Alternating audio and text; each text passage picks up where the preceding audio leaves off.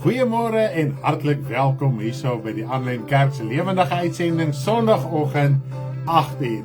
En terwyl ons so inskakel vanoggend, gee ons die geleentheid vir jou om die boodskap te deel na jou Facebook tydlyn toe, sowel as jou WhatsApp status. So ons gaan ook voort om die boodskap so op ons verskeie groepe te deel. Verandering in die vloek, die mens is verlore sonder hoop. Die vloek bring verandering, goddeloosheid word weggeneem, alles weer nie, maar die mens bly boos. Die wêreld wag, die mens soek hoop, maar God het reeds voorsien. Jesus kom sterf vir die mens, wraak verandering hoop, redding en verlossing, ons kan terugkeer na volmaaktheid soos in die begin. 'n lewe vry van sonde, nuwe lewe in Christus. Wat 'n verandering, so groot in Christus. Wat 'n verandering, so groot in Christus. Die duiwel is oorwin, die mens is vry. Nou nog groot verandering waarvoor ons wag. Geduldig wag ons tot daardie dag. Wat 'n verandering, so groot in Christus. Die duiwel is oorwin, die mens is vry. 'n lewe vry van sonde, nuwe lewe in Christus. Ons wag geduldig tot daardie dag. Wat 'n verandering, so groot in Christus. Die duiwel is oorwin, die mens is vry. 'n lewe vry van sonde, nuwe lewe in Christus. Ons wag geduldig tot daardie dag. Goeiemôre en hartlik welkom as jy nou eens ingeskakel het. Jy is by ons lewendige uitsending 8:00 Sondagoggend, ouer gewoonte wat ons wel uitsaai hierso op Facebook op die Aanlyn Kerk. Nou ja, na die tyd deel ons boodskap op Facebook. Dis nie 'n lewendige uitsending op YouTube, is nie 'n lewendige uitsending op YouTube nie. Ons deel net die video na die tyd daarso ook op die Aanlyn Kerk. So asseblief as jy nog nie subscribe het op die YouTube kanaal nie, as jy is meer as welkom, en daar laai ons ook al ons liedjies wat ons sing, wat ons speel in die oggende. Dit is ook daar opgelaai op ons YouTube kanaal, so jy kan daar ook dan daarna gaan luister.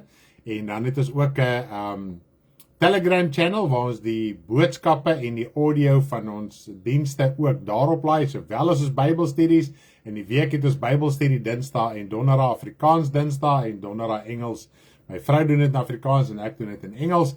En dan het ons ook ons gospel groep, liedjie groep. Daarso al die liedjies wat jy ook hoor, is ook op ons Telegram gospel liedjie groep. So jy kan daarso ook gaan follow en gaan join. As jy nie weet hoe nie, kontak ons asseblief, dan kan ons vir die nodige skakel stuur. Dan kan jy net daar gaan follow. En dan ons daaglikse kommunikasie met u is op ons WhatsApp channel. Ons het nie 'n groep nie, ons het wel 'n channel. Daar sit ons al ons skakels en dingetjies wat ons met jou wil deel, en boodskappe en interessante dinge kan jy ook daarso gaan follow. So asseblief moedig mense aan wat graag wil deel wees hiervan, en deel die skakels op jou status so van tyd tot tyd, en moedig mense aan as hulle graag wil aansluit. Almal is meer as welkom. Ons deure is wyd oop. Ons het nooit geslote deure nie. Dis die lekker ding van die internet en die sosiale media en die platforms wat ons het om in te skakel. Jy kan 24 ure 'n dag by ons uitkom. Ons het nie voorkere en afkere nie. Die groot sy van die saak is, wanneer jy die woord hoor, moet jy net jou hart oopmaak om ontvanklik te wees daarvoor. As jy klaar weergebore is en as dingetjies en kwelpunte in jou lewe, dan kan jy daar antwoorde kry. En as jy nog nie jou hart vir die Here gegee het nie, is dit vandag die tyd. Jy kan nie glo hoeveel mis jy uit om nie die Here te dien nie. Jy mis geweldigheid. Daai vrese wat jy het, dan dink jy, as ek nou die Here moet dien, gaan dit nou gebeur en ek moet dit aflê en nou wat van dit en dat. niks van daai vrese kom tot werklikheid nie. Jou lewe is so ingrypend verander, jy wil spontaan jou hele wese en lewe met almal deel. Ja, so ek wil jou aanmoedig, asseblief deel die boodskap so ver as wat jy dit kan doen, menslik moontlik. Dis wat ons kan doen om by te dra tot die verspreiding van die evangelie wat kan vrymaak en nuwe lewe kan gee. Ja, ons wil die Here net loof en prys dat hy vir ons so groot genade gegee het vanoggend en ek wil vir hom baie dankie sê. En ons kan die Here net vir dankie sê dat ons nog wel die platform het en die metodes het en die voorsiening van die Vader ontvang, dat ons wel die boodskap so met u kan deel. Ek wil dit graag gou met u deel. My vrou wat dit genoem het in die week se Bybelstudie, ek wou dit genoem het en ons albei dit nie gedoen nie. So ek wil dit gou met u deurgesels. Weet jy wat? Die woord van die Here sê ons, jy is 'n tempel. Hoekom word jy as 'n gebou of 'n tempel beskryf? Want dit is die plek waar woning gemaak kan word.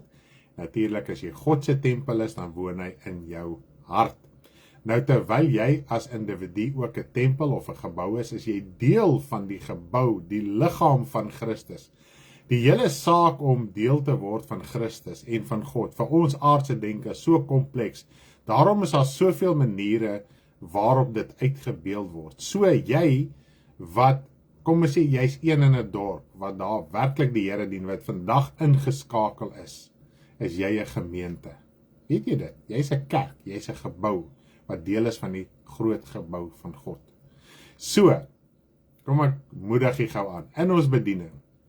Kom ons sê, ons het 40, 50 huise, wat ons kan besoek, wat ons weet, my broer en suster, wat hierso, sal jare saam met my stap, of wat onlangs saam begin het, maak nou nie saak nie, ons het by jou gaan kuier, jou hart en siel is saam met ons, is jy deel van ons gemeente. Jy is die kerk in Pretoria, jy is die kerk in Johannesburg, jy is die kerk in Beaufort West, in Strijdemburg, in Hopefield, in Lutzville, ek gaan dorp uitlos as ek in die moeilikheid in Mosselbaai, in George, ons gaan nou die George gemeente ook daar kry, met Jolien, hulle wat soontoe verhuis. Liewe land, ek weet nie of ek mag gesê het nie, maar ek dink hulle het dit al genoem. Ons moet net vir hulle bly bid. Maar nietemin, sê weer, Poppies? Ja, Brits.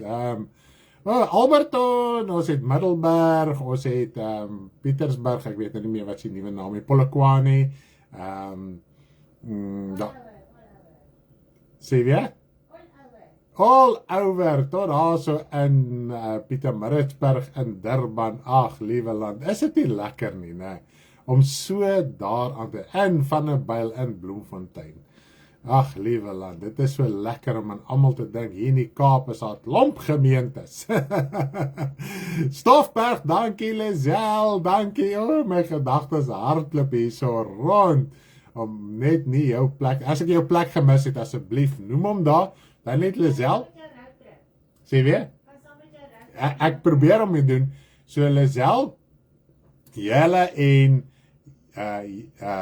Kitty, julle is die Stoffberg gemeente, en dit is skriftuurlik 100% korrek. So as mense jou nou weer wil konfronteer en jy wil nou skuldig voel, dan sê nie, kom Sondag na my kerk toe, as jy dan in 'n gebou wil wees. Sit hom aan en ons hou lekker saam kerk. So ja, as ons nou mooi kyk na die hele situasie, het die Here ons al Pretoria, daar's 'n paar, sê weer? Silverton en Montana en Sinnewil. That's amazing. Prys die Here. Cullinan, daar's so Cullinan, Kleinfontein, Werner, daarso. Ag, dis net so lekker. So jy is die gemeente daarso, en as jy nou mooi daarin dink, nee, die Here ons gebruik en jy het by ons uitgekom, so ons het die gemeente gaan stig en ons het jou gemeente al gaan besoek. So ja, dit is die realiteit. Nêrens in die Bybel sê 'n gemeente moet bestaan uit 1 miljoen mense of 1000 of 10 om dit 'n gemeente te maak nie.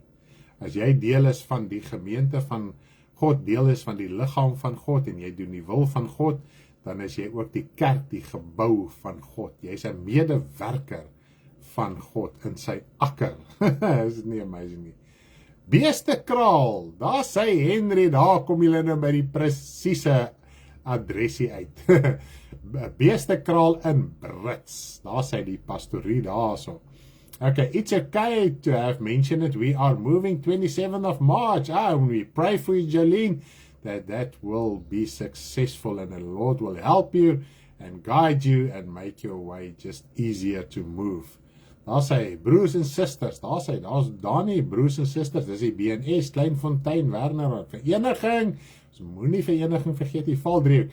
Weet jy wat, nou, dit is altyd so die amazingste deel, as jy mos nou ergens groot word, en veral in ons tyd, daar was nou nog natuurlik baie afgunstige en jaloerse mense en goeders, en jy hoor maar dinge, dan sê hulle nee, vereniging en van 'n Stella, natuurlik Stella, vereniging en van 'n byl is hierdie gaga plek, jy wil nooit daar gaan bly nie, en bla bla bla, en as kind leen jy nou maar jou ore uit, want jy weet mos nou nie van beter nie, jy was nog nooit daar nie, en toe ons nou uiteindelik, ons gemeente daar so in die gang is stig, en van 'n byl en 'n vereniging, en ek gaan daarom, dink ek, liewe land, hoekom het ek nie vroeër hier kom bly nie. So baie keer die stories wat 'n mens hoor, ek het was in Springs gebly, ek het in die ou Oostrand groot geword, Boksburg en Springs, en benou nie alles familie is daar, so daai wêreld ken ek goed, so al die stories wat die mense daar praat is, maar nie soos wat dit regtig is nie. So ja, okay, so prys die Here, saam maak ons die liggaam van Christus geestelik, daar sê Jakobus, jy het hom presies reg sê. Iemand wil deel wees, Susan Koeneman Versagie wil graag deel wees. Daar is jou nommer, Susan, ons gaan jou kontak, dan kan ons lekker met jou gesels. O ja, Maria Breers hier van Moreesburg, dit is ook nie ver van ons af nie, dit is nader in Hopefield, dit is so 60 kilos van ons af, maar in die Kaap is 60 kilos, niks. Jy is verskriklik welkom, Susan, ek kontak jou, sê my vrou. Portugal natuurlik, en New Mexico in Amerika, dis Etienne hulle, en dan Portugal, dit is Stefan en Naomi hulle daar in Portugal. Rodepoort, daar sê Rodepoort, hoe kan ek in my lewe dit vergeet, he? Elmarie is ook nie bang nie, sy is 'n vrou wat maklik met ons praat en kontak maak, so baie dankie daarvoor ook. Daar sê Etienne, ek Portugal, daar sê. So ons prys die Here vir al die plekke waar ons gemeentes kan oprig en stig en bou, ensovoorts. En ons bly bid vir Peer, die laaste wat ons nog gehoor het, het hy 'n krisis met sy been, met sy rug, hy moet gaan vir die MRI en so aan. So, kom ons bly vir Peer bid, hy het 'n groot krisis daar in sy liggaam, met sy rug en sy bene, so ons bly bid dat die Here ook daar vir hom sal genesing skenk, en oorwinning sal gee, en uitkomste sal gee. En dan bid ons ook vir Martie, sy het hierdie week baie lelik geval, 'n hele kop oopgeval. Nou ja, wat kan ons sê? Dani stuur vir my boodskap, hy sê, dit was Martie se beurt om met die sakke te val, want hy het mos nou 'n jaar terug met die sakke geval, nou ja. Toe het sy geval, en sy het haarself erg beseer, maar sy is sterk aan, en sy is op pad, sy is op die genesingspad, soos bid vir haar ook, dat die Here ten volle sal genees. En sy verjaar. Martie het gister verjaar, so ons gaan ook vir haar bid. Ons het vir die ander gebid wat in die week verby is, so ons gaan vir Martie ook bid, so ons prys die Here daarvoor. Nou sê, kom ons voor, ek het 'n baie interessante boodskap vanoggend, en dit is die veranderde wêreld, en die tyd wat ons in lewe, gegeewe wêreldsomstandighede en so, en as daar baie vrae in mense harte, en as baie kwessies en baie gesprekke, dalk het jy al in sulke gesprekke bevind, so ons gaan 'n bietjie praat oor die veranderde wêreld. Daar sê, kom ons bid lekker saam. Hemelse Vader, ons loof en ons prys in Jesus naam. Vader, dat ons altyd kan weet dat daar is 'n oop deur vir ons, en wanneer daar krisisse is in ons lewe en dinge is nie reg nie, en ons voel daar's 'n skeiding tussen U en ons, kan ons altyd na U toe kom. Vader, U, net soos wat Vader ons by U leer, dat die koninkryk van U is altyd oop vir almal. Here, so moet ons harte ook oop wees vir almal. En dis wat die woord sê, U koninkryk is in ons harte gevestig. Vader, en wanneer die koninkryk in ons harte is, dan moet ons dieselfde mentaliteit, die denke, die karakter ontwikkel van U koninkryk. U koninkryk is ewig, U koninkryk is kragtig, U koninkryk is lewendig. Dit beweeg die hele tyd, Vader. Daar's nie 'n oomblik van dat dit nie beweeg nie. Vuur beweeg, vlamme beweeg, water beweeg. Vader, lewe beweeg die hele tyd. Mens kan nie jouself indink hoe dit is om te dink. Hier op aarde het ons rus nodig, ons moet slaap, ons raak uitgeput, ons is gedaan. Vader, en ons het daai slaapie brood nodig om weer die volgende dag te kan aangaan. Vader, dan kan 'n mensie dink, hoe is u gees wat die hele tyd beweeg? Daar's lewe in die koninkryk van u Vader. En ons prys u daarvoor. Ons siel behoort aan daardie koninkryk, want u Gees is in ons harte uitgestort deur die wedergeboorte. Vader, ek sê vir u baie dankie daarna, die doop het jou goddelose lewe verlede weggewas, en nou kan ons in hierdie nuwe lewe stap, verwyderd van ons verlede. Vader, en te veel dink ons nog te veel aan ons verlede, te veel sleep ons nog ons verlede saam. En as ons nie met ons verlede kan breek, soos die woord sê, vergeet die dinge wat agter is, trek jou na dit wat voor is nie. Vader, sal ons bly struikel, want die woord sê, as ons nie die dinge wat agter is vergeet nie, dan gaan ons bly struikel. Baie keer is ons bitter oor die verlede, kwaad oor die verlede, ons verlang dalk nog na sekere dinge van die verlede, dalk die sukses, die roem, die geld, die wat het ook al mag gewees het, Vader, dalk die jeugdigheid, kan ons so maklik terug verlang, Vader, en ons wil bid dat u ons sal help, dat ons werklik hierdie besef in ons hart kan kry, om te breek met die verlede. Wat ons was, baie keer sal mense dalk nog die verlede teen jou gooi, maar Vader, dit is deel van die pad om uit te strek na dit wat voor is. Vader, Paulus het hier en daar getuig van sy verlede, omdat hy iets in die gemeente wou oordra, maar hy het nie daarin gelewe nie. Hy het homself jammer gekry en gevoel, hy kan nie die gemeente bedien, en hy het self bejammering gaan bedien, omdat hy die gemeente vervolg en gedood het, en so aan nie. Vader, hy het besef, hy het 'n taak op hande, en hy het verantwoordelikheid moet hy vat, hy moet dit sy eie maak, want hy gaan na 'n ewige koninkryk toe. Vader, as u ons vergewe, dis wat die woord sê, wie kan beskuldiging inbring teen ons, as u ons vergewe het? Ons moet net nie onder hy skuldgevoel gaan inval, en hy verwyte gaan inval nie.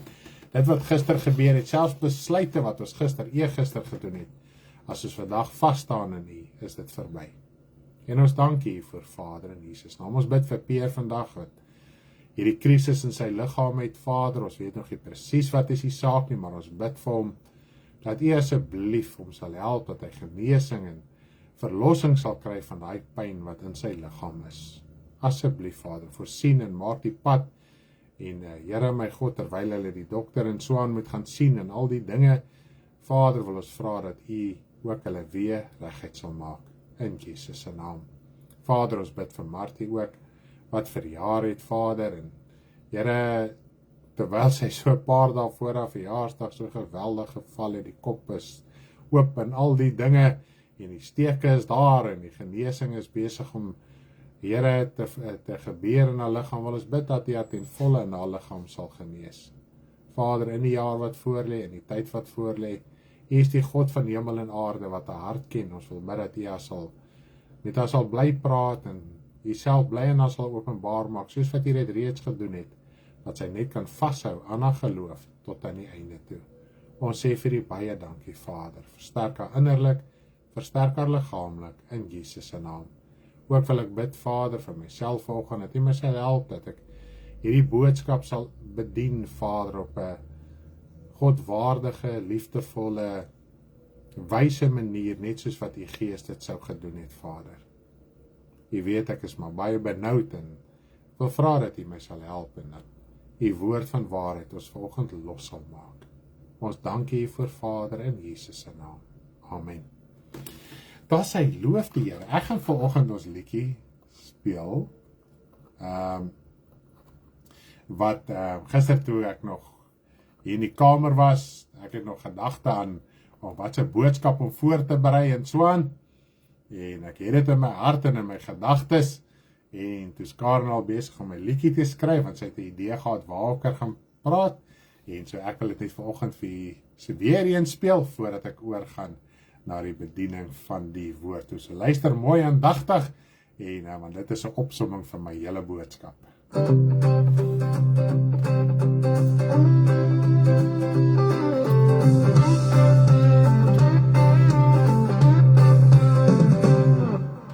Alles was volmaak, geen kennis van sonde, Satan verlei die mens, sonde bring verandering.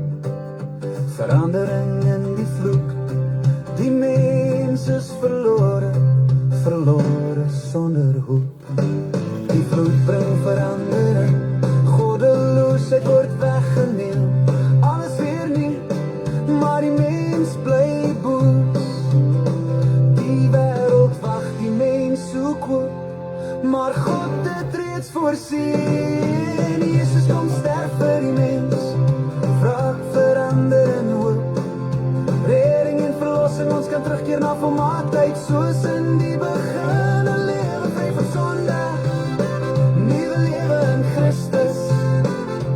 Wat 'n verandering, so groot in Christus. Wat 'n verandering, so groot in Christus. Die duiwel is oorwin, die mens is vry. Nou nog groot verandering waarvoor ons wag. Geduldig wag ons tot daardie dag. Wat 'n verandering, so groot in Christus. Die duiwel is oorwin, die mens is vry. 'n lewe vry van sonde, nuwe lewe in Christus. Ons wag geduldig tot daardie dag. Wat 'n verandering, so groot in Christus. Die duiwel is oorwin, die mens is vry. 'n lewe vry van sonde, nuwe lewe in Christus. Ons wag geduldig tot daardie dag. Prys die Here, is dit nie lekker nie? Ja, ek sien hier so, Ruwaida sê, sy geniet ook die liedere. Nou, Deborah in haar salon, sy speel hierdie, ons playlist, dis nou al heel wat by toe hulle laas geupdate het. Hulle gebruik mens natuurlik die memory stick. Was dit 1 uur en 40 minute, dis nou al oor die 2 ure. Sy musiek, 64 liedere wat die Here al gehelp het, wat ons kon uitgesorteer het. En sy sê die een vroukie, sit daar so, en toe sy klaar naals gedoen het, toe sê sy, ek het die hele evangelie in hierdie tyd gehoor. So dit is so skriftuurlik gebaseerd die liedere wel is. Hy het gesê, sy het die hele evangelie in daai tyd gehoor. So dis net amazing, en sy sê, sedertdien sy die liedere in die salon ook speel, en in haar winkel, want haar winkel en haar salon is een, is dit asof almal net verander, as mense wat net heeltemal net verander teenoor wat hulle was. So dis net amazing om aan te dink wat sy lewe in die waarheid is, en dit kan ook oorgedra word na ander. So op 'n manier, so op 'n mooi manier, evangeliseer hulle ook elke kliënt wat wel in die winkel kom. En as hulle ook wat inkom as die liedere hoor, is hulle weer dadelik uit.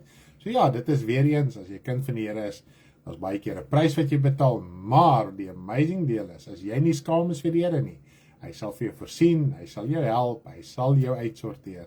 Moet jy net nie worry nie, moet net nie skaam wees vir hom nie. Nou ja, prys die Here, ek hoor ook as mense so ry, hulle speel die liedere in die karre en hulle geniet dit, dan is hulle soms so gebou en gestig wanneer hulle op hulle bestemming uitkom. So ja, as jy wonder wat om te doen in plaas om daar Radio FM of RSG of wat, ek weet nie wat se radiostasies is daar nie. Nou moet jy weet, as RSG nog bestaan, hoe oud is ek? Dis jare terug wat ek laas die geluister het, of gehoor het althans. En so met die gevolge, sit die liedere aan, sit vir jou memory stick aan, as jy meeste kar uit Bluetooth radio, dis wat ek doen, myne is soms permanent op Bluetooth radio, as ek in die kar klim en ek start, dan begin hy liedjies outomaties te speel. So ja, en dan like baba ook om saam met oupa en ouma te ry, want sy like ook die liedjies en so aan. So ja, ons prys nie die Here daarvoor. Ja, vanoggend wil ek met julle praat. Amen, ek speel ook vir kliënte. Dis ongelooflik hoe ons Vader werk. En ook op ons YouTube kanaal, ongelukkig, dit is hoe die mens is. Hy wil nie 'n 2 uur of 'n uur preek luister nie. En as gevolg van die liedere het daar baie subscribers bygekom, en so draai jy ook die evangelie uit op 'n vinnige, kragtige manier, dat die persone ook waarheid kan hoor. Die bietjie wat hy kan hoor, dit hoor hy dalk vir hy minuut, 2 minute van ons liedere is 1 minuut, ander is 2, anders 3, party is bietjie langer, dan kan hulle net ook so die evangelie lekker hoor. Nou ja, vanoggend praat ek oor die veranderde wêreld. Nou ja, ek weet nie of jy al ooit daaraan gedink het nie. Sedert die sondeval van die mens, het die wêreld al 3 keer verander. Nou daar gaan nog 1 verandering wees. En dit gaan die grootste van almal wees. En hierdie verandering gaan so groot wees, daar was nog nooit so verandering voor dit, en daar gaan nooit weer so verandering na dit wees nie. En ook, en dit is die groot sy van die saak, hier wat ons bediening ken, weet, ons bly nie net met die fisiese nie, want dit is tydelik van aard, dit gaan verby. Daar sê Zoe and I enjoy very much driving to George and back to Mossel Bay. Yes, hallelujah, that's amazing. Ja, nou praat ons nie net van die fisiese verandering nie, maar geestelike verandering ook. En dit is eintlik die grootste verandering, want wat ons baie keer nie besef nie. Die geestelike wêreld beïnvloed ons materiële wêreld, geheel en al. Goed, so whatever in die geestelike wêreld gebeur, het 'n effek op ons aardse wêreld. Goed, so daarom gaan ek ook vir Albertinia, ja Albertinia, daar is ons ook gemeente in Albertinia. En o ja, Langebaan, ek wou nog gesê toe ek begin bedink ek in Langebaan, te sien ek my vrou het gesit, almal hier in Langebaan ook, so ja, prys die Here daarvoor. En Vredenburg, Vredendal, die berge en die dal, ek raak altyd die sê weer? Okay, cool. So dit is oral waar ons gemeentes is dit nie amazing nie? En dalk is daar wat ons is van weet, die baie mense kontak ons. Dan sê hulle luister al 'n jaar of 2 jaar na ons, en ons moet net voortgaan met die bediening, en hulle geniet dit, en dit verander hulle lewe, ensovoorts. So daar's baie mense wat ons iets van weet nie, daar's letterlik honderde mense wat na ons boodskap luister, partykeer duisende mense, so ons prys nie die Here dat hy ook op hierdie manier ook in mense se harte kan werk, dat daar wêreldwyd gemeentes gestig kan word. Ek het voor die bediening begin net soos wat ons dit vandag ken, het ek 'n droom eendag gehad. En ek droom letterlik, in party lande was daar, ek droom ek vlieg na lande toe, nou gaan ek gemeente besoek doen. Toe was daar nog geen, toe nog in Pretoria gebly, daar was nog niks van hierdie dinge nie. Toe droom ek hoe ek gemeentes oor die wêreld stig, en nou moet ek hierdie gemeentes gaan besoek. En ek gaan na sekere lande toe, na die mees vreemdste lande. Dan is daar 1 persoon, maar ek bid dit is deel van die gemeente. En natuurlik Suid-Afrika was obviously die meeste, en ons luistertal is die meeste in Suid-Afrika. Namibië is daar ook heel wat mense wat na ons geluister en so aan. En ek droom ook hierdie gemeentes gaan besoek. En nooit het ek besef dat dit gaan via die internet ensovoorts wees nie.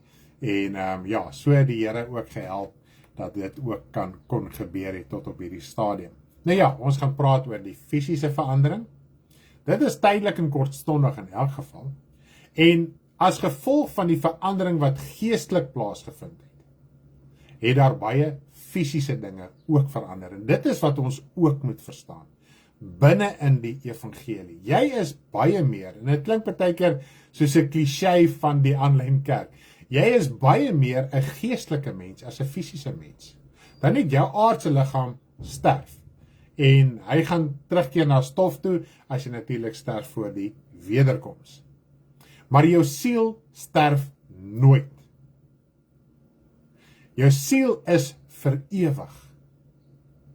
Dis net ons moet 'n besluit maak in hierdie wêreld, gaan ons in God se koninkryk, gaan ons siel in God se koninkryk vir ewig daar wees, of gaan dit in die koninkryk van duisternis en hel en smarte wees. So dis die keuse wat ek en jy moet maak terwyl ons in hierdie aardse liggaam is. Okay, ek dink ons verstaan dit so. Dis net baie keer raak ons so vasgevang, en dit is die gelykenis wat Jesus in Matteus 25 sê. Ons raak so vasgevang met die sorge en die genietinge en die begeertes en die dinge van hierdie wêreld, dat dit die woord van God in ons onvrugbaar maak, dit maak hom dood.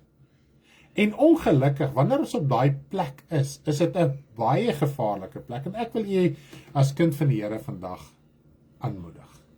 As jy daar is, en die wêreld, die dinge om jou is, dit is soveel, dat dit eintlik jou geestelike lewe dooddruk. Wil ek jou aanmoedig. kom na God toe, praat met hom. Die 5 minute, die 10 minute wat jy het, die halfuur wat jy het, gebruik dit konstruktief. En wanneer jy konstruktief jou tyd gebruik wat jy op hande het, wat jy kan gebruik, dan maak die Here dit moontlik dat jy meer tyd aan hom kan spandeer. OK? So ek wil jou aanmoedig as kind van die Here. Op skuldig voel. Ek meen, ons is baie keer, ek was op skool, so ek het nie geleer nie. Dan is die eksamen of die toets môre, dan stres jy in anyway heel dag. Jy speel in die veld en jy gaan te kere, terwyl jy speel is jy anyway in 'n stres toestand oor die toets van môre of eksamen. Plaas jy dit nie gaan leer. Nou ons is baie keer so, ons sal eerder sit in stres as wat ons iets aan ons saak gaan doen. En ek dink die meerderheid van veral die seuns, die mans, ons is die meeste skuldig hieraan, is dit nie so nie? Jy het eerder met die maat gaan speel en bicycle gaan ry en gaan droog maak as wat jy gaan sit en agter die boeke gaan leer het. Is dit nie so nie, maar baie meeste van die tyd, nee, dis nou natuurlik nie in al die gevalle nie, want jy kry seuns wat geniaal is, wat tot 12 uur 1 uur in die aande geleer het en so aan, maar meeste seuns, hulle is te slim. En ek dink ons as kinders van die Here, ons het baie keer hierdie, ons stres oor ons ewige lewe, maar ons doen niks daaraan nie. En jy het die tyd. Jy het meer tyd as wat jy besef. OK, ek wil nie daarby stil staan nie, kom ons gaan voort. Die veranderde wêreld. Nou in die begin het God alles volmaak gemaak. Dit is die natuur en die mens sonder sonde. Dit is wat die volmaaktheid is. Daar is nie sonde nie, daar is nie ongeregtigheid nie. Dit weet ons vanuit die skepingsverhaal van Genesis 1 en 2. Goed, nou toe kom die sonde in. En dit lees ons alles natuurlik in Genesis 3. Toe kom die sonde in. En Satan dan het op daai stadium, want die woord van die Here sê die mens was siel, hy was 'n lewende siel, dit is nou in Genesis 2 vers 7, en die Here God het die mens geformeer uit die stof van die aarde en in sy neus die asem van die lewe geblaas, so het dan die mens 'n lewende siel geword. Goed, so waar, absoluut niks so salig soos om met die Vader te gesels nie, nothing compares with it, dit is presies so. So die mens was siel, nou siel, al wat die woord siel vir ons sê, terwyl ons nou op aarde goed, is siel jou geestelike liggaam. Dis al wat dit is. Niks van nie daaroor nie. Nou wanneer die Here praat van jou verstand en jou hart, is dit jou verstand en jou hart wat in jou siel is. Nou hierdie liggaam gee vir ons 'n idee, dit gee vir ons 'n aanduiding hoe siel moontlik kan funksioneer.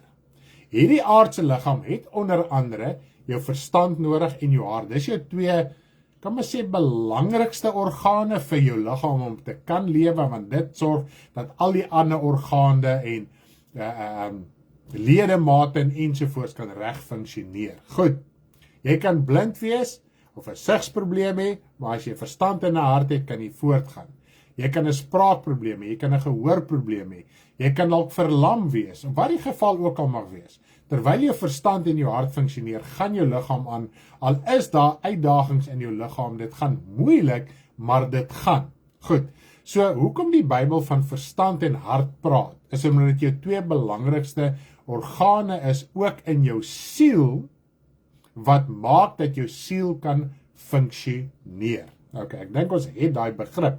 So siel is jou geestelike liggaam. In jou geestelike liggaam is jou hart en verstand. So jou siel huisves jou verstand en jou hart. Nou my liggaam hierso is nie hart nie, my liggaam is nie verstand nie, maar my liggaam huisves my verstand, my breins en my hart, sodat hierdie aardse liggaam kan funksioneer. Nou jou siel is iets soortgelyk, en ons lees baie duidelik in die woord, daar's nie vlees en bloed nie, so jou siel se gedaante, presies hoe hy funksioneer, is anderste as hierdie liggaam.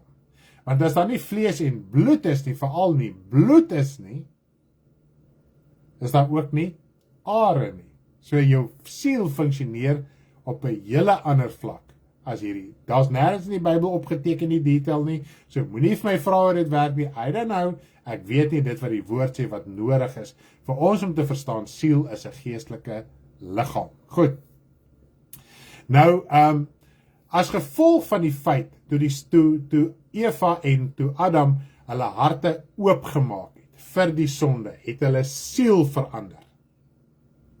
Nou, ek dink ons moet so 'n bietjie hieroor nadink.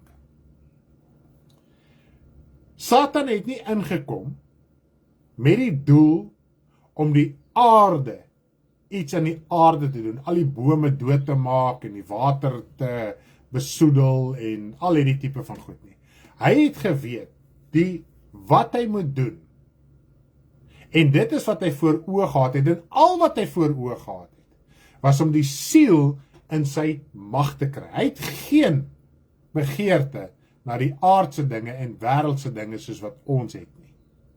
Want hy kan dit nie gebruik nie, dit is vir hom waardeloos, dit is useless, even dat ons dink dat Satan hierdie aardse dinge kan gebruik. As Satan nie gebruik nie, God kan dit nie gebruik nie, hy gebruik net hierdie wêreldse dinge om ons begeerig te maak, om ons aandag en ons hart weg te hou van God af. Dit is al. So al hierdie sorge, al hierdie moeilikheid in hierdie wêreld, gebruik hy om ons weg te kry van God, om jou siel in die hande te kry. So hy het ingegaan om Adam en Eva se siel in die hande te kry. En toe die sonde hulle penetreer, toe is hulle siel met sonde gepenetreer en die vloek is op die sonde, so hulle siel het van gedaante verander, hulle wêreld het verander, hulle tempel het verander, hulle gebou het verander. En dit was so kragtige verandering, so groot verandering, dat het tot die aarde, wat God geskaap het in die begin, die hemel en die aarde, die hele skepping, verander het. Want as gevolg van die feit dat hulle sonde toegelaat het sonde deurgedring, die sonde en die ongeregtigheid van Satan, duisternis, het deurgedring na alles. Elke liewe molekule, van die kleinste molekule, die kleinste korreltjie stoflikheid, tot die grootste. Die grootste ster, die grootste son, die grootste planeet, wat jy ook al kan kry. Goed? So dit is die geweldige verandering wat wel plaasgevind het. Nou die verandering was so groot in hulle, wat as gevolg van hulle siel wat gesondig het. Want toe hulle siel sondig, het dit 'n effek op die skepping, die fisiese skepping, maan, son, sterre, planeet, bome, al hierdie dinge, diere, alles. So dit wys vir ons, hoe belangrik is die mense siel en wat se invloed die mense siel op die skepping het en op die geestelike wêreld. Nou, die verandering was so groot gewees. Wanneer ons lees hierso in Genesis 3. Kom ons gaan lees Genesis 3 vers 23 en 24. Genesis 3 vers 24, Genesis 3 vers 23 en 24. Toe stuur die Here God hom weg uit die tuin van Eden, om die grond te bewerk waaruit hy geneem is. So het hy dan die mens weggedrywe en Gerubs aan die ooste kant van die tuin van Eden laat woon, met die swaard wat vlam en flikker, om die toegang tot die boom van die lewe te bewaak. So nou is die verandering so groot, dit is so enorm, dat God die mens moes uitgedryf het. God het op 'n stadium nog met die mens gewandel. Maar toe die sonde inkom, toe kon God nie meer met die mens wandel nie. En waar God nie, is verwoesting, is chaos, is oorlog. Ons sien dit in die fisiese. Dis hoekom die wêreld is wat dit is, want die hele wêreld is in die mag van die bose. Satan is die god van hierdie wêreld. So sy sonde, wat die mens gepenetreer het, wat die mens se hart oopgemaak het en toegelaat het, het 'n effek op my en jou tot vandag. Ons moet aan hierdie dinge dink om te verstaan wat is die erns van jou geestelike lewe en hoekom dien jy die Here? Wat is even die use om die Here te dien?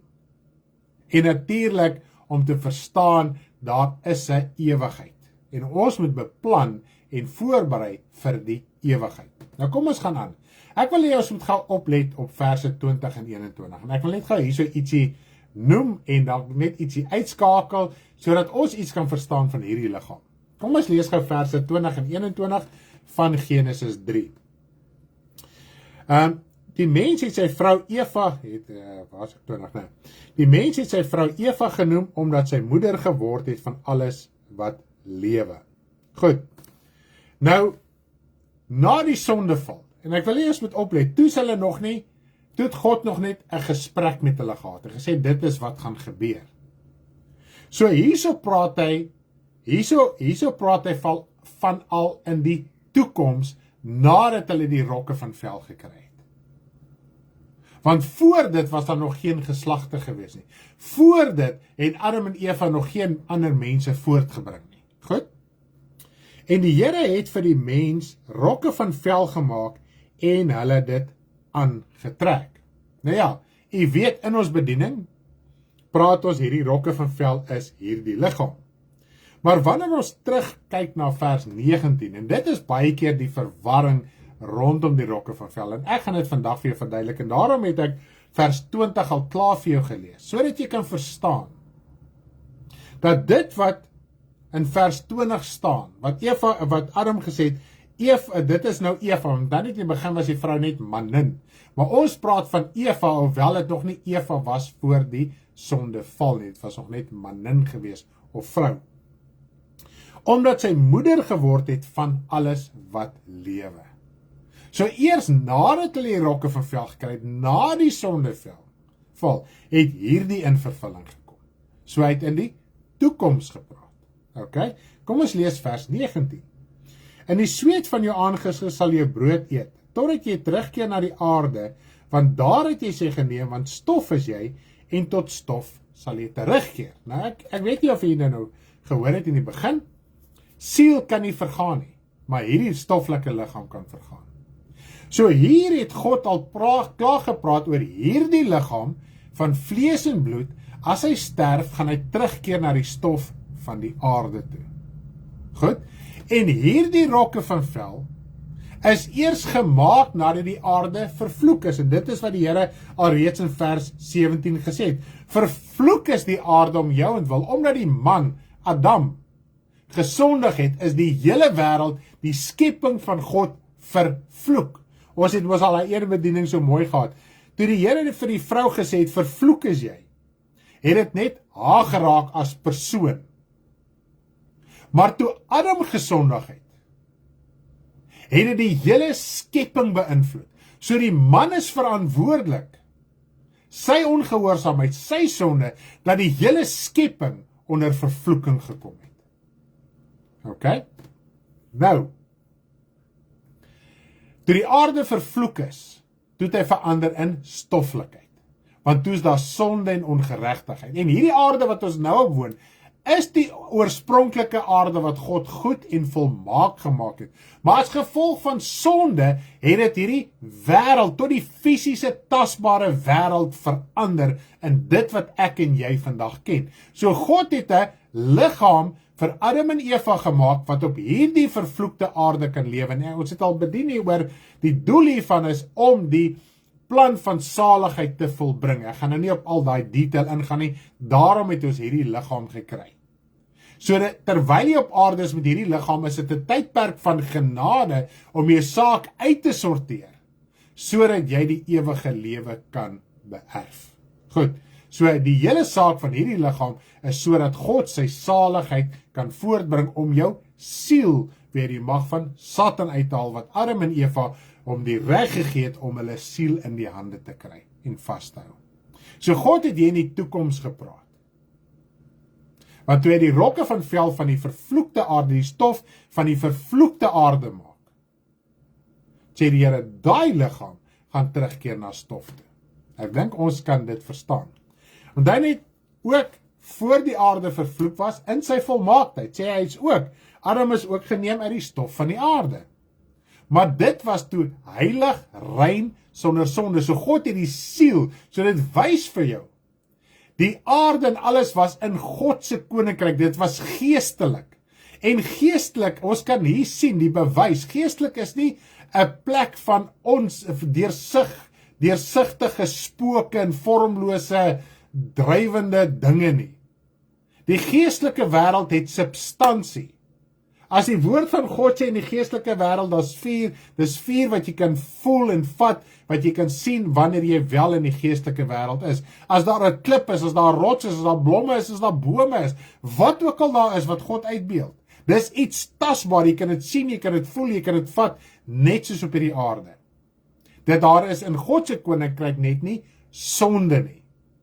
So die siel is geformeer van die stoffelikheid, toe die wêreld nog volmaak en perfek was, uit daai stoffelikheid uit. Maar toe die sonde die mens penetreer, toe kom daar duisternis in sy siel, en die siel kan nie sterf nie. Daarom het God hierdie liggaam gemaak en die siel en die liggaam met mekaar verbind, sodat hy die saligheid van die siel kan bewerk. Goed, die Here Jesus Christus kan ons bekom. Is dit amazing om daarin te dink. Ek wil hoekom ek dit so noem, is dat ons kan begin verstaan. As daar 'n verandering plaasvind, dit is majestueus, dit is enorm. Met ander woorde, as jy nou vroeër gaan lees van vers 15 af in tot en met vers 19 in Genesis 3, wat God die aarde vervloek het die ekologiese of biologiese wêreld verander soos wat God dit in die begin gemaak het. Dit het eksponensieel verander. So dit is groter as wat ons dink. Dit was drasties gewees. Net die feit dat God gesê daar gaan dorings en distels voortkom. Nou gaan jy met moeite die aarde bewerk. So die hele ekologiese sisteem van die wêreld moes verander het as gevolg van die sonde. Want net soos wat God 'n woord gespreek het, alles is goed, het hy en ook dan het hy gesê het vervloek.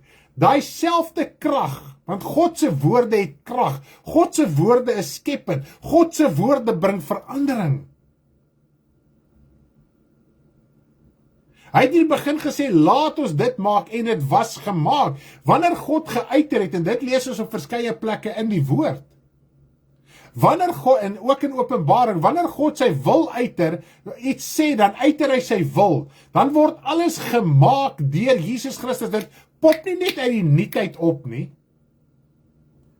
Jesus Christus, deur sy engele, deur die dienende geeste, wat ook al almal in God se koninkryk is, werk om dit te kan maak, want die woord van die Here sê, God het gesê, laat ons ligte maak, laat ons mense maak, laat ons diere maak. En dit is baie keer die illusie ook van geloof in breë trekke, net om dit so terloops te noem. Ons dink geloof is hierdie magic wand. Jy sê hom net en jy praat hom net en jy glo hom net en pops, pop dit op soos 'n mushroom. Dis nie hoe dit werk nie. Selfs God uiter sy wil, dan is daar hemelse wesens deur Christus wat alles maak. En dis die opdrag wat God vir die mens ook gegee het, in die begin nog voor die sondeval. Wees vrugbaar en vermeerder, so hulle moes in heiligheid en reinheid, nie in seksualiteit en in sonde soos wat ons het in die vleeslike liggaam ken nie, moes hulle ook voortgebring het. Nou voor hulle dit kon begin doen het hulle in sonde geval, nou bring die mens in die vlees voort. Want na die sondeval het God ook vir die mens gesê, wees vrugbaar en vermeerder, en ons gaan nou ook by die punt van Noag ook uitkom.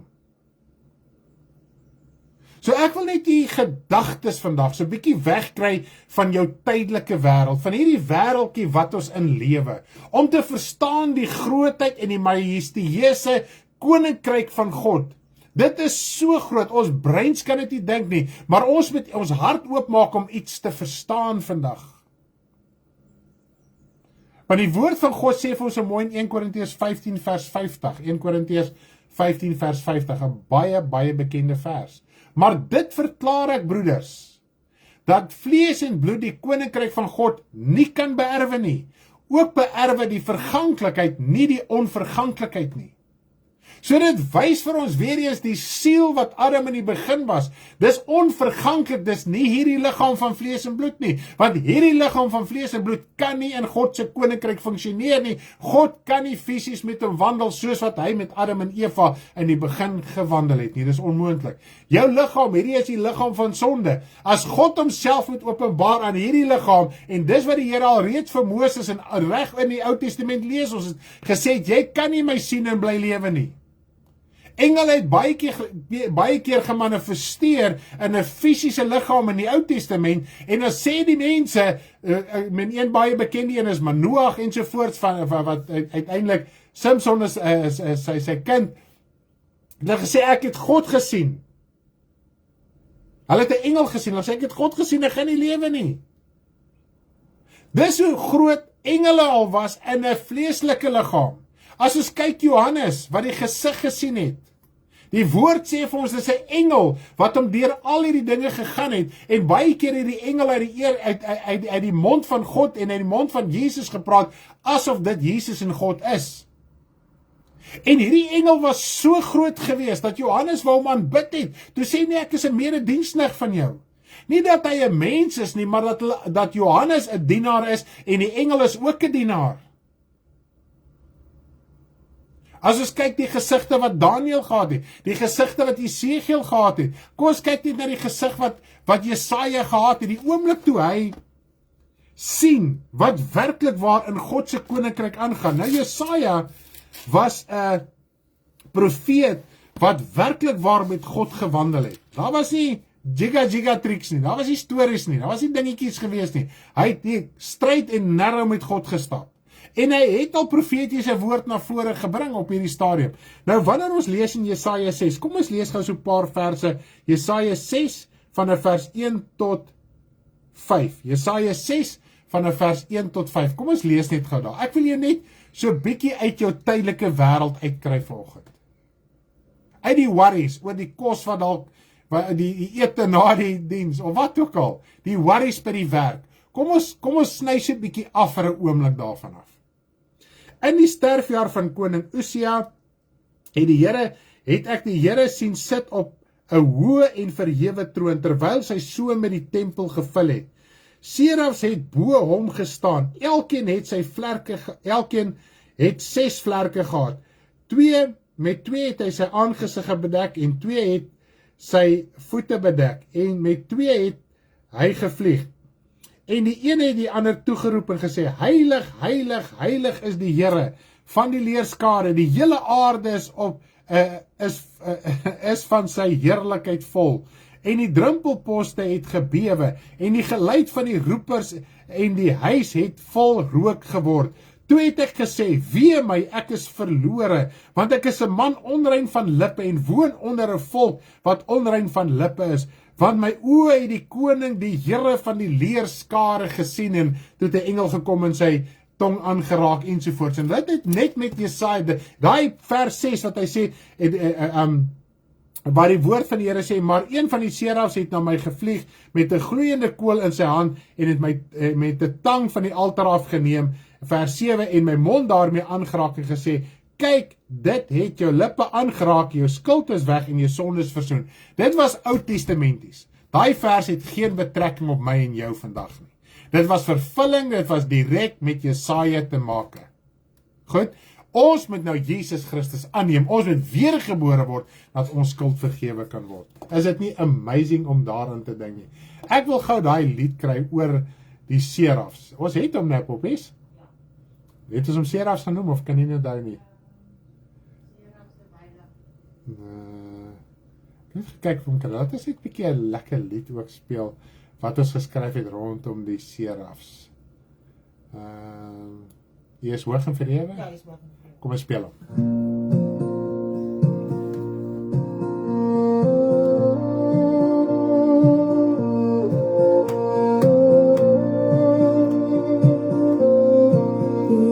Is hoog en verhewe, en die son vul die tempel. Hy is hoog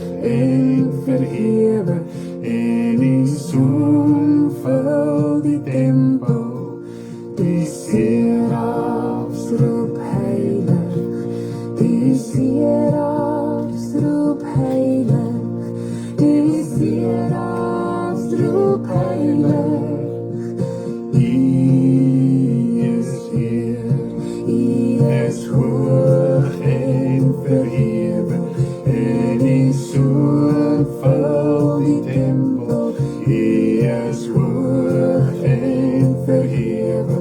En die soon vul die tempel, die serafs roep heilig, die serafs roep heilig, die serafs roep heilig, hy is hier. So, dis 'n mooi herinnering van wat die woord ons leer. Dit is net amazing dat die woord so ook ons hart kan penetreer. En wat ek vir u wil wys, as jy met die lewende God te maak het, kom jy tot 'n besef in jou lewe. Baie keer sal ons maklik sê, ek het 'n engel gesien, ek het Jesus gesien, ek het God gesien. Hy het met my gepraat, hy het my aangeraak, hy het my op my skouer gevat, ek het hom gevoel, ek het sommer die koue rillings gekry en al hierdie tipe goeders. Ek kan vir u sê, dit wat ek in die woord van God lees, en uit my getuienis ook van my wedergeboorte, as jy met die lewende God te doen kry, verander jou lewe ingrypend. Al val jy soos 'n dooie neer.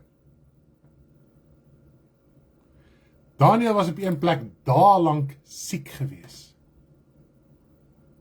Partykeer net wanneer God die woord van waarheid aan ons bekend maak en ek lees die skrif vir wat hy is. Ek sien nie engele en hoor stemme en snaakse goeders nie. Wanneer ek die woord lees en die woord maak sin en lewend en het al hierdie skrifte verbind aan mekaar en dis net awesome. Dan as ek partykeer voel ek grieperig. My vrou het dit ook al beleef. Jy voel siek. Want ek voel, hoe kry ek in een oomblik? Partykeer kry ek sulke hittegloede, dat ek nie kan stilsit, ek weet nie waarom om te hardloop nie. Dis net die woord wat oopmaak, het wys jou lewend en kragtig is die woord. Nou soek ons iets meer, ons soek ervarings, ons soek stemme, ons soek allerhande dinge. Dan sê mense, ek plaas 'n engel, jy weet nie wat is 'n engel nie, my vriend.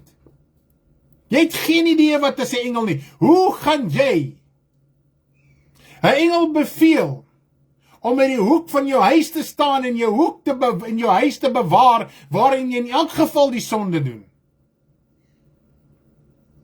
Terwyl ons in die woord van God lees, hulle wat met 'n engel te make gehad het, hulle het gesê, o Here my God, ek gaan sterf, hulle lewe, hulle wese, hulle wêreld het ingrypend verander.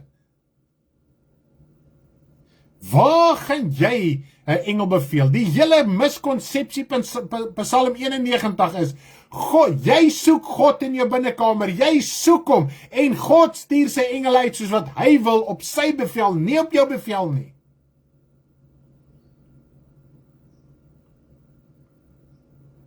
Net die woord, as net die woord vir jou lewend is, dit verander jou wese. Dit penetreer jou dat jou liggaam dit nie kan hanteer nie. Dan wil ons nog verder gaan met engele en Jesus en God en gesigte en het my aangeraak. Party mense hoor soveel stemme, maar daar's geen verandering nie.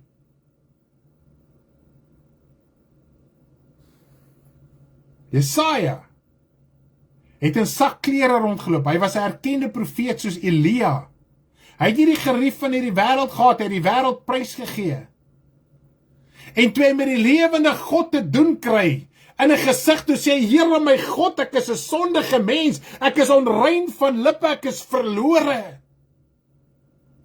Maak nie saak hoe heilig jy vandag dink jy is nie. As jy met die lewende God te maak kry, dan gaan jy voel, Here my God, ek is verlore. Jy gaan nie die gesig van 'n ware engel sien, die engele wat die mense so sien. Satan doen hom voor as 'n engel van die lig.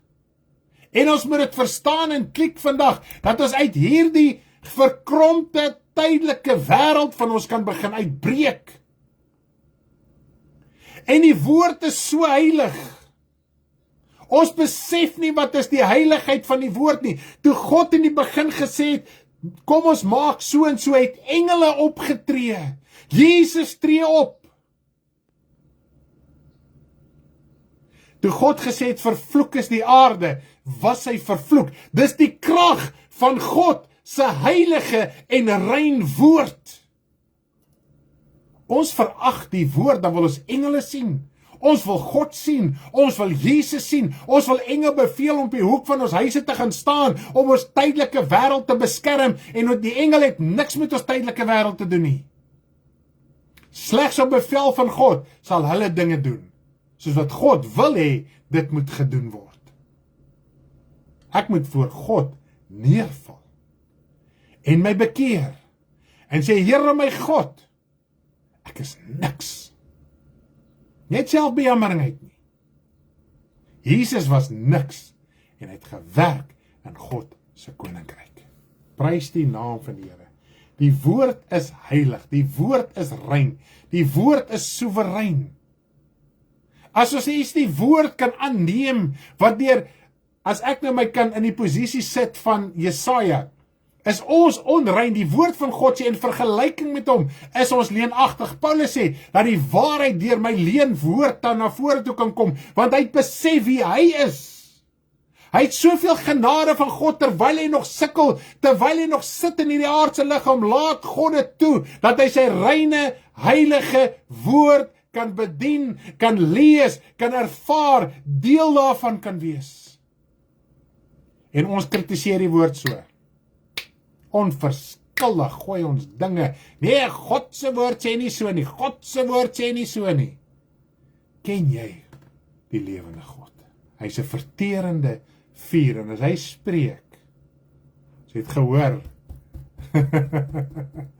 die serafs, hy so met die tempel gevul. En toe hy in beweging kom in sy koninkryk, toe's daar 'n bewing, daar is 'n roering, daar is iets wat gebeur, prys die naam van die Here van die leerskare. Halleluja! Dan wil ons maklik onverskillig net die woord rondgooi.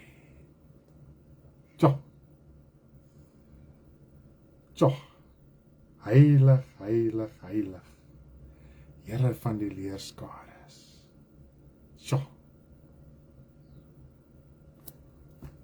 Ek wil daai lied vir ons sing. Karen het hom gister geskryf van die woord. So kom ons luister ook na die lied oor die woord.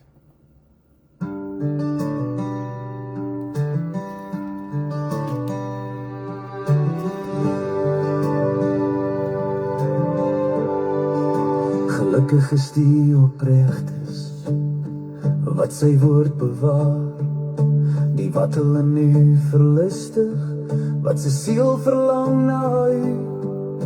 Die woord is vir my beter as duisende stukke goud en silwer.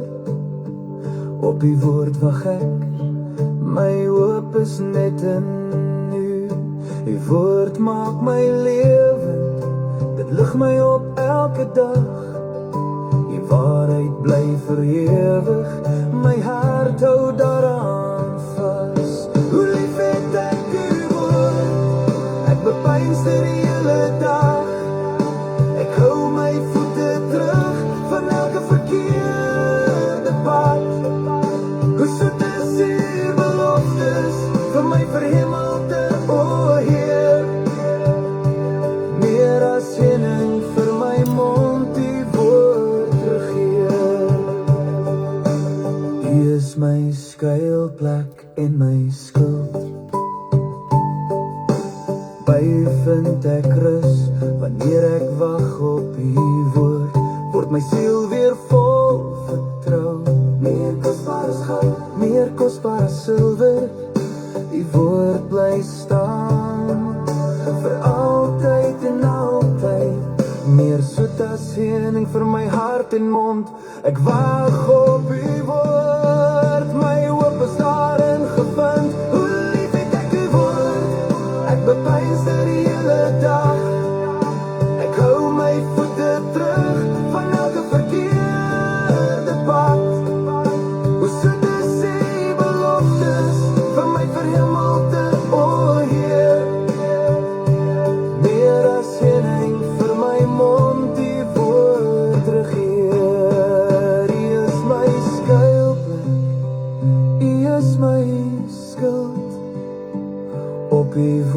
verwag het vir ewig en altyd. Prys die Here. Al die woorde wat hier uitkom, Karen het gister Psalm 119 deurgegaan en so 'n paar interessante dingetjies uitgehaal. So ja, alles kom uit Psalm 119 uit vir die wat graag wil weet. Nou ja, die woord van die Here is kragtig. En wanneer God iets sê, dan gebeur dit. Amen. Nou, toe die mens in die begin geskape was sy siel, God se gees was in hom, dis die asem van lewe wat in hom ingeblaas is. Dit is wat die Here vir ons sê, woord van ons sê in Genesis 2 vers 7, dis die waarheid van die woord. So dit is die gees van God wat in die mens se siel was, so die mens was siel en gees. Gees omdat die gees van God in sy siel was. As jy die gees ontvang, is die gees jou verantwoordelikheid. Dit word deel van jou wese. En ek dink jy klik altyd en besef dit altyd nie. Jy is verantwoordelik. Die oomblik as jy jou hart vir die Here gee, jy is verantwoordelikheid om te wandel volgens die gees. Dis hoekom die woord in Tessalonisense sê, wanneer hy gaan kom, moet jy jouself bewaar, siel, gees en liggaam. Die gees van die Here in jou moet jy nie uitblus nie. Jy moet hom nie bedroef nie. Die woord van die Here sê, as kan die gees uitblus en bedroef. Nou, toe die mens geval het in sonde, het God vir hulle rokke van vel gegee, so hulle die aardse liggaam gekry. Toe was hulle gees, siel en liggaam, na die sondeval, nadat hulle rokke van vel gekry. Want die gees was nog in die siel van die mens. God het nog nie die gees uitgehaal nie, alhoewel die mens al sonde in sy siel ingeneem het. So dit sê vir ons baie, en wat het gebeur? Toe die mens begin vermeerder op die aarde.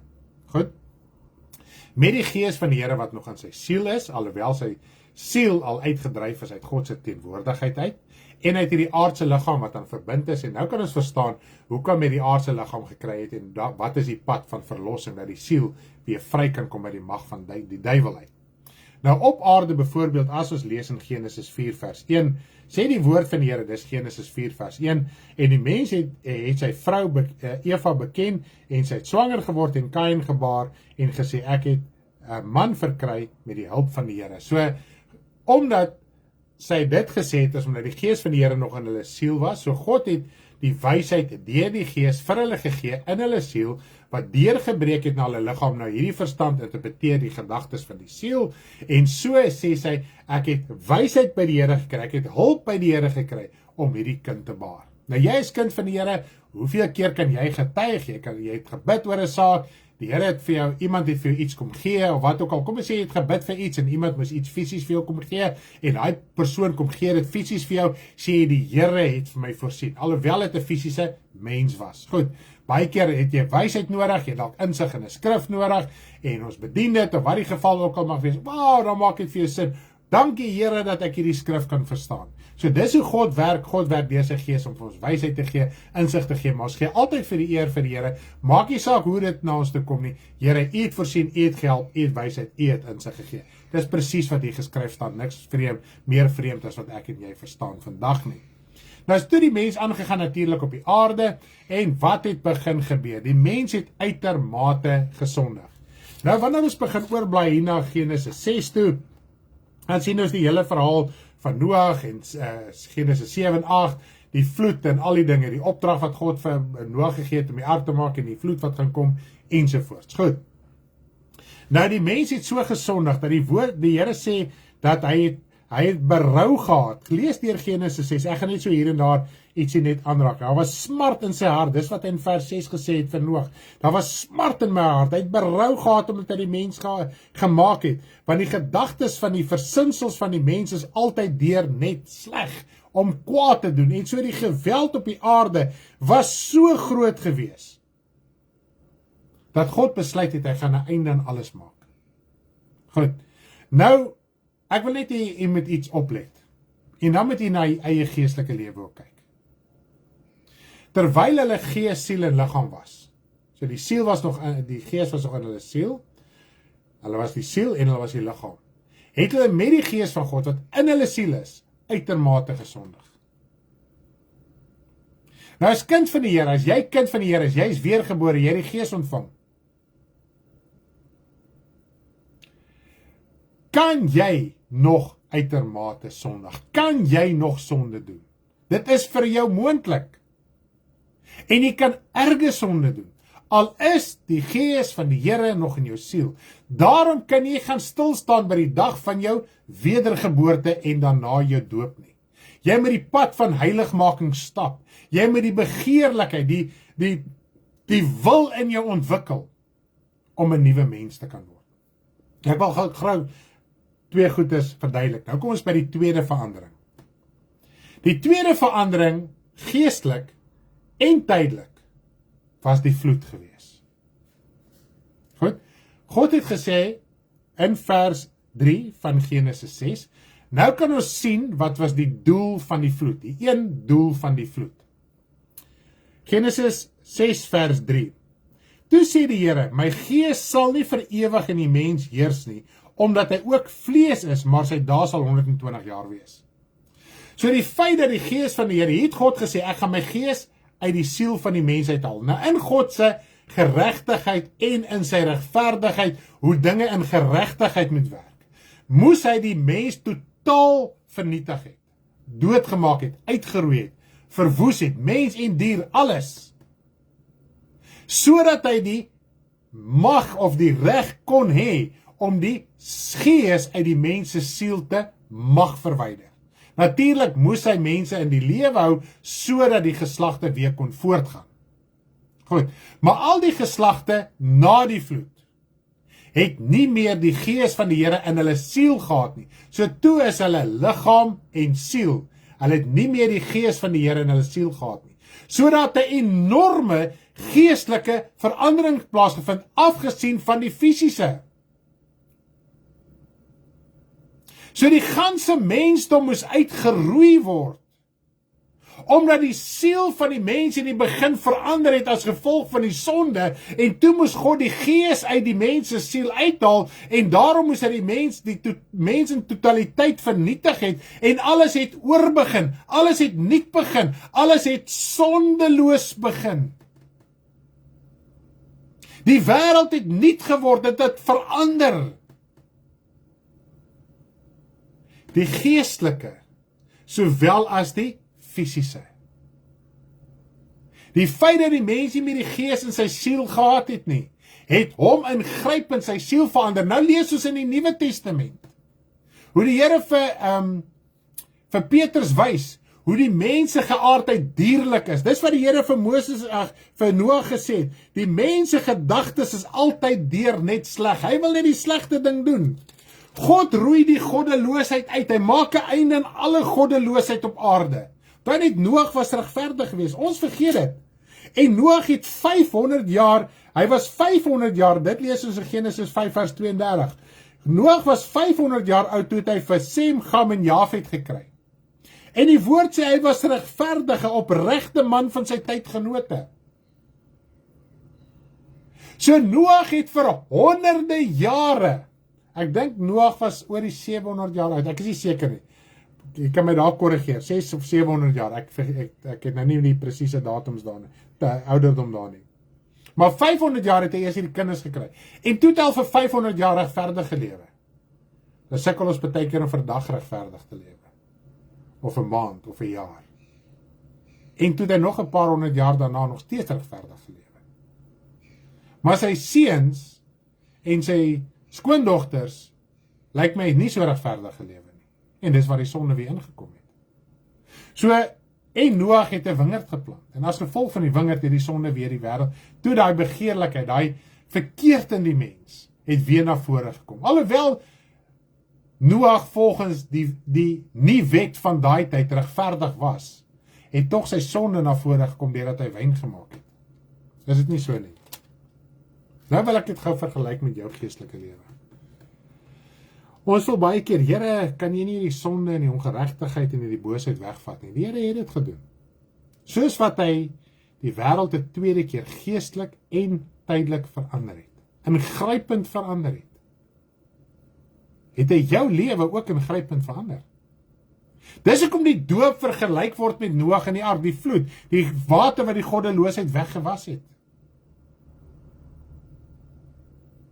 Hy het jou lewe op 'n dag, as jy werklik tot bekering gekom het, want baie mense sê hulle tot bekering gekom, maar hulle lewe het glad nie verander nie.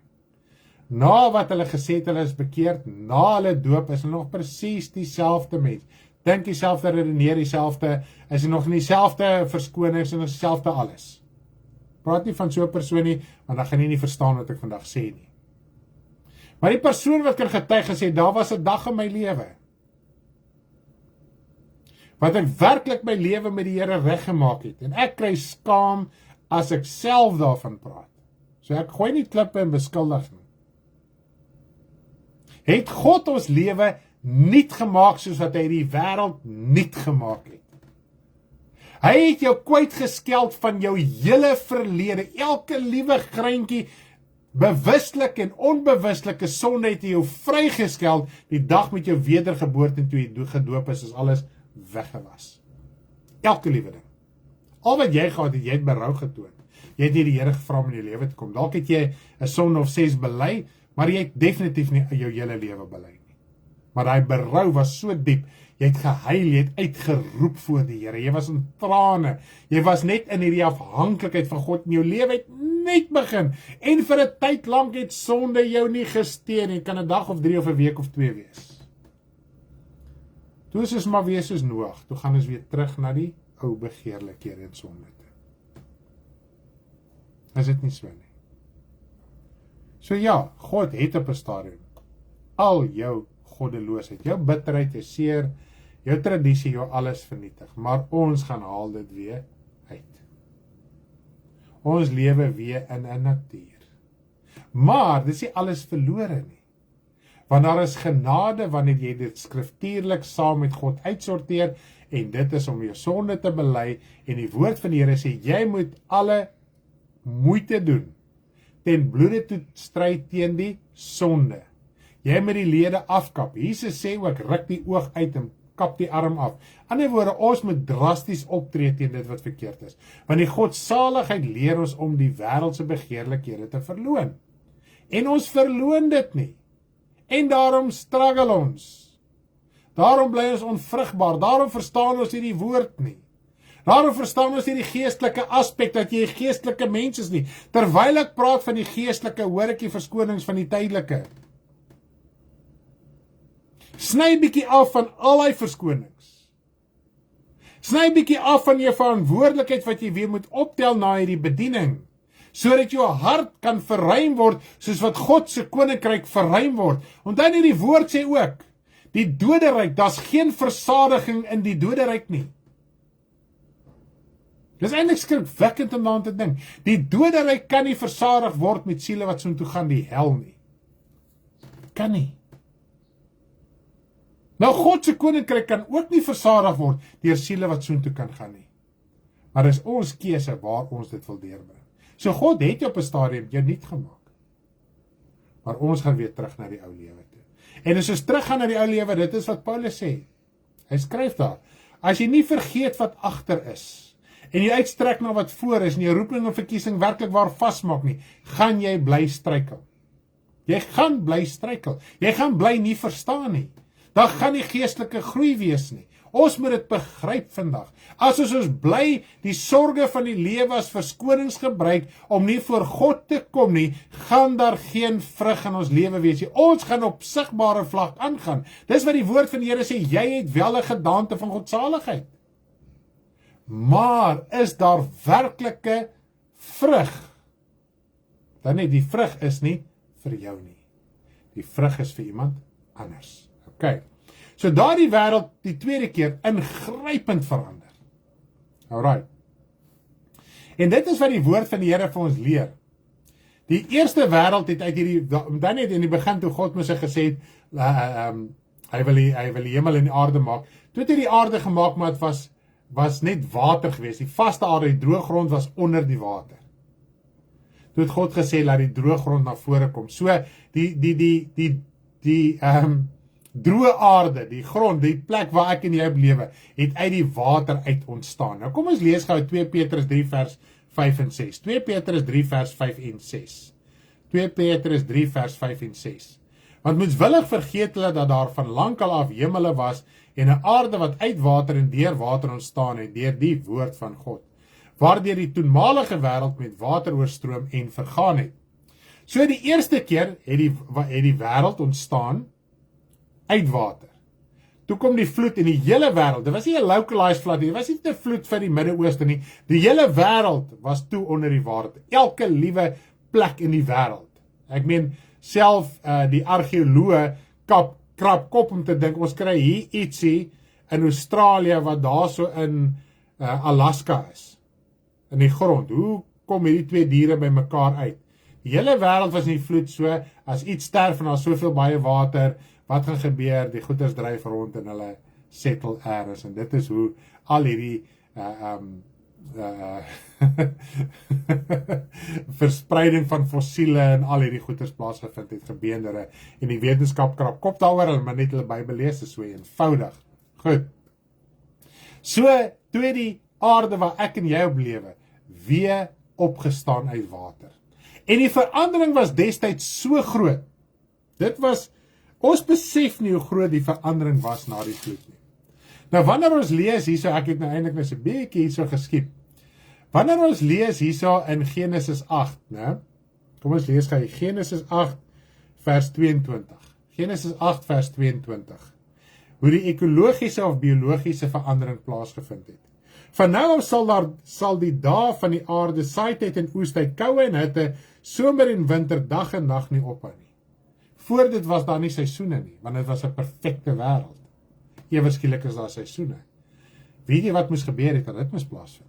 Die wetenskap sê vir ons die aarde het op 'n stadium getilt. En die Ice Age, hulle het natuurlik mos nou hulle dinge, maar die woord van die Here sê vir ons, daar was 'n geweldige vloed en so voort, die water het van bo af gekom en die aarde het gebars en dit het die aarde getilt.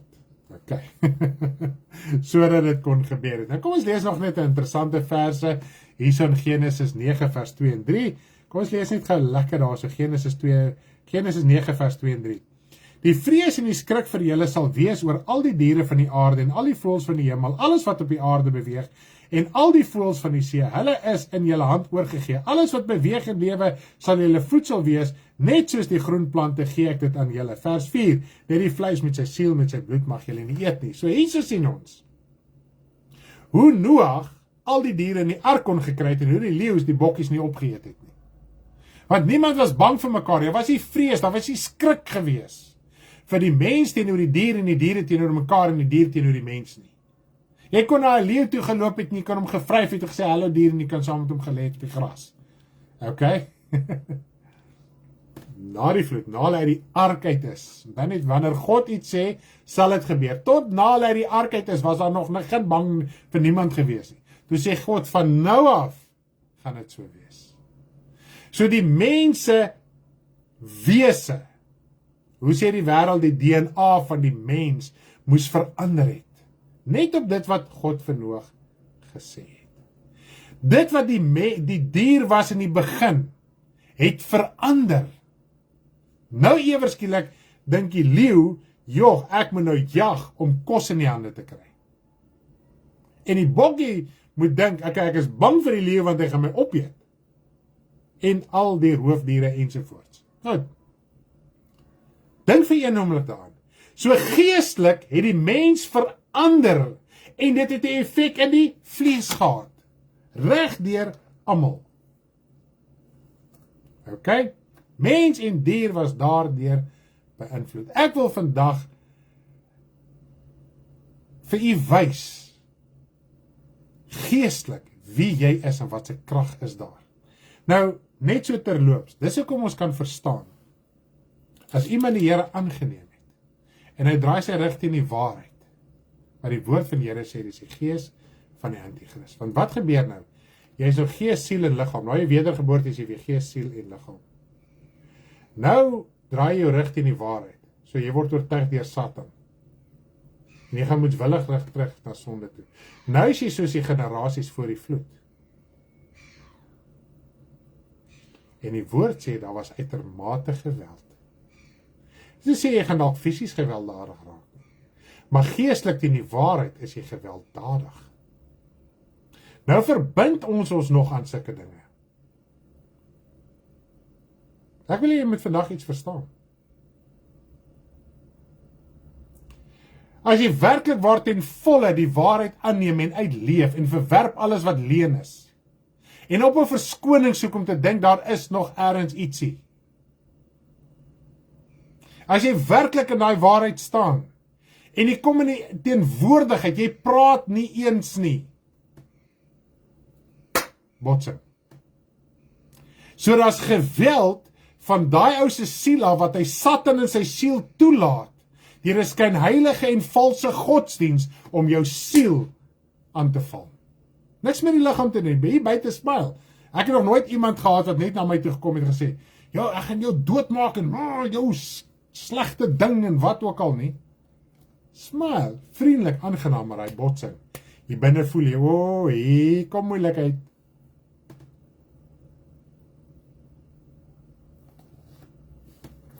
Maar ons is so vermeng, ons kom dit nie agter nie.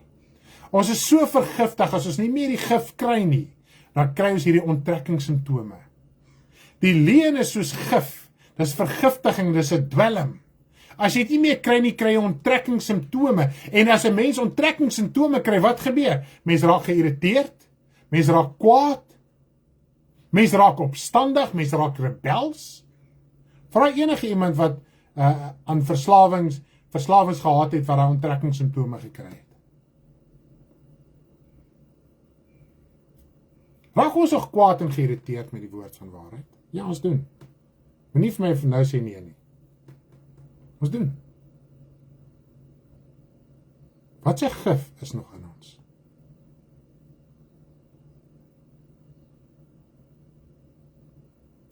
En wanneer ons nog so vergiftig is, dat ons 'n vrees ook vir die waarheid. Ons is bang. En dis wat iemand, as ons in die fisiese kyk, en ons kyk in die geestelike, presies dieselfde. Kom ons raak eerlik met onsself vandag. Ek wil jy ons met eerlik raak, sodat ons iets kan vandag verstaan, geestelik. Goed. Toe kom daar 'n derde verandering. En ek dink nie ons klik die derde verandering so lekker nie. Omdat dit nie iets drasties was soos die vloed en die sondeval nie. En dit is toe Jesus Christus gekom het. Nou nommer 1, die geestelike wêreld het enorm verander. Ons klik nie wat daar verander het nie. Die woord van die Here sê vir ons, hoe Johannes die Doper die pad voorberei, deur die kennis van die vergifnis van sonde aan die mensdom te verkondig. Natuurlik, ons het die skrif gelees, die woord van die Here sê, nou moet bekering en vergifnis van sonde in Jesus geskied. Nou, ons kan die voorbeeld sien uit Johannes die Doper se bediening. Wat bekering behels, wat vergifnis behels, is 'n sondebelydenis, dis 'n ingrypende verandering. Nou moet dit net in Christus gebeur. Dis nie anders nie, net in Christus nou gebeur. Goed. Nou ons het die laaste tyd met die gawes en bediening dit baie breedvoerig behandel, Efesiërs 4 en ander skrifte waar daarby inpas. Jesus toe hy kom sterf het, was hy nie gepla oor sy aardse liggaam nie. Want hy het elke dag vir 33,5 jaar moes hy die aardse liggaam se drange, sy wil, sy emosies oorwin het, wat hy wel gedoen het. Hy kon nie vir een oomblik, een gedagte vir 'n splitsekonde toegegee het in enigiets wat verkeerd was nie. Anders kon hy nie die duiwel oorwin het nie. As hy een keer toegegee het, was hy onder die mag van die duiwel soos die mens. Net een sonde. Goed? Daarom kon hy hom oorwin het, toe hy gesterf het. En toe hy gesterf het, en hierdie verstaan ons nie mooi nie, want die woord sê vir ons in Openbaring, Jesus het die sleutels van die dood en die doderyk geneem. En dit klink vir ons lekker, hy het die dood en die doderyk geneem, so ek so pad hemel toe. Besef ons werklik waar wat gebeur het. Die woord praat in die Ou Testament, al die skrifte is daarin so, hy praat van die Godeberg, wat Satan beklee het.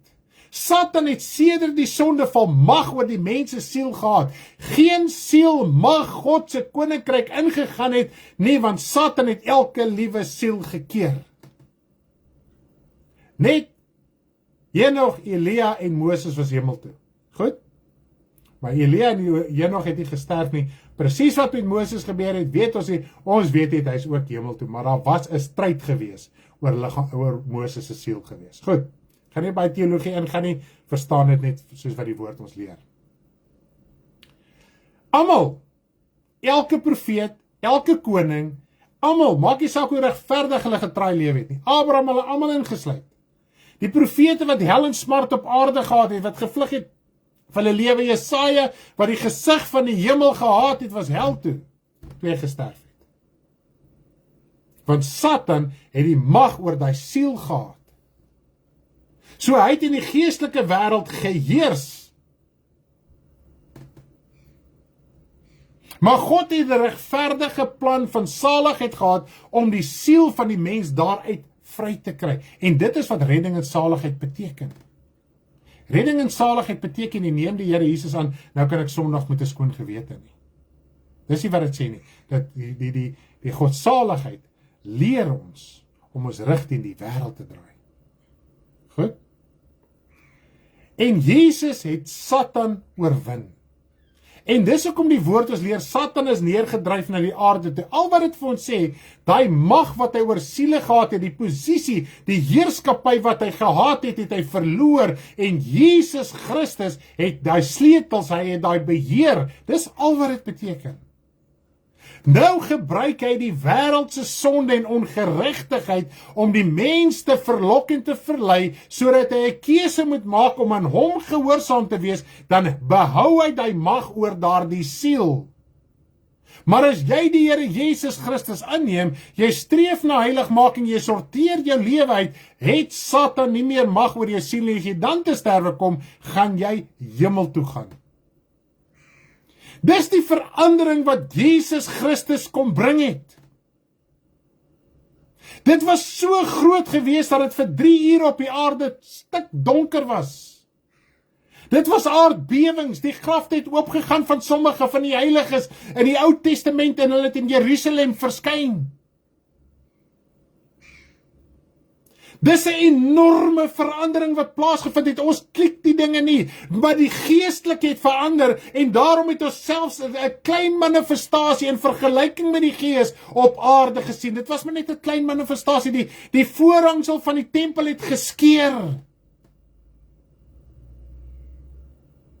Vir ons om te wys die kragtige oorwinning in die geestelike wêreld. Michael en sy engele moes teen die draak en sy demoniese magte geveg het. Dis hoe groot geveg daar was tydens die kruisiging van die Here Jesus Christus. Verstaan ons wat het gebeur? En in die proses het jy gawes gekry. Jy het bedienings gekry van 'n heilige Jesus wat die duiwel oorwin het, wat jou siel kom losmaak het uit die hel uit.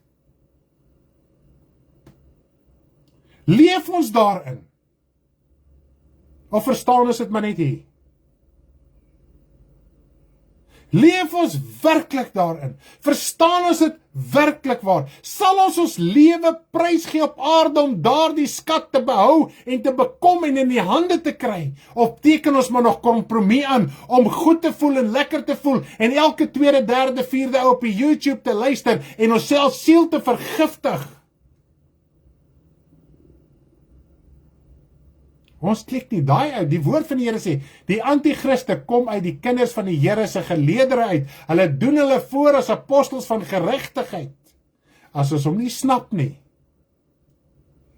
gaan ons arrogant wees, ons gaan opstandig wees, ons gaan eie wys wees, ons gaan rebels wees teen die woord van waarheid.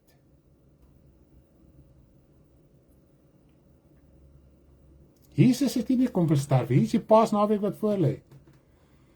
Kinders van die Here, Christenkerke begin al weer die lam te slag. Ons moet dit proper doen. Weet jy wat sê die woord van die Here vir my? En ek wil julle gou in 'n prentjie bring. Dalk het jy van al hierdie goeders gekyk. Goeders word al geadverteer. Die profetiese manifestasie in die Ou Testament. Hoor mooi wat ek vir jou vandag sê. Die profetiese manifestasie in die Ou Testament. Die lam het Jesus Christus gesimboliseer. Dit was nie Jesus Christus nie, dit het dit gesimboliseer. Toe Jesus kom sterf het, die woord leer vir ons, hy is die vervulling van die geprofeteerde lam wat geslag was in die Ou Testament. So as jy daai bedieninge kyk, al doen jy dit uit nuuskierigheid uit, daai bedieninge navolg en voel ek verwerp hulle Paasfees, Pasga, whatever hulle dit wil noem, meeste gebruik mos die Hebreëse name. Maar ek luister nog na die ander goed. Dis dieselfde gees. Daai gees is opstandig teen die waarheid. As jy 2 minute, 1 minuut van iemand se bediening kyk en luister, wat teen die waarheid is, gaan jy opstandig wees. Jy gaan dink jy's alright. Jy gaan dink jy is die ene. Jy gaan goed voel oor jouself, jy gaan trots wees. Jy sal nie kan onderwerp nie. So as die Christene wat dit nou nog manifesteer, sê eintlik, en meeste van daai bedieninge glo dat Jesus is God, so eintlik is God ook die lam. Dis hulle het glo my. Dis hulle leerstellings. Sê jy eintlik, ek slag vandag vir God. Ek slag vandag vir Jesus Christus. As jy dit nog wil doen, soos die Ou Testament, sonder om die vervulling daarvan te herken en daarin te lewe.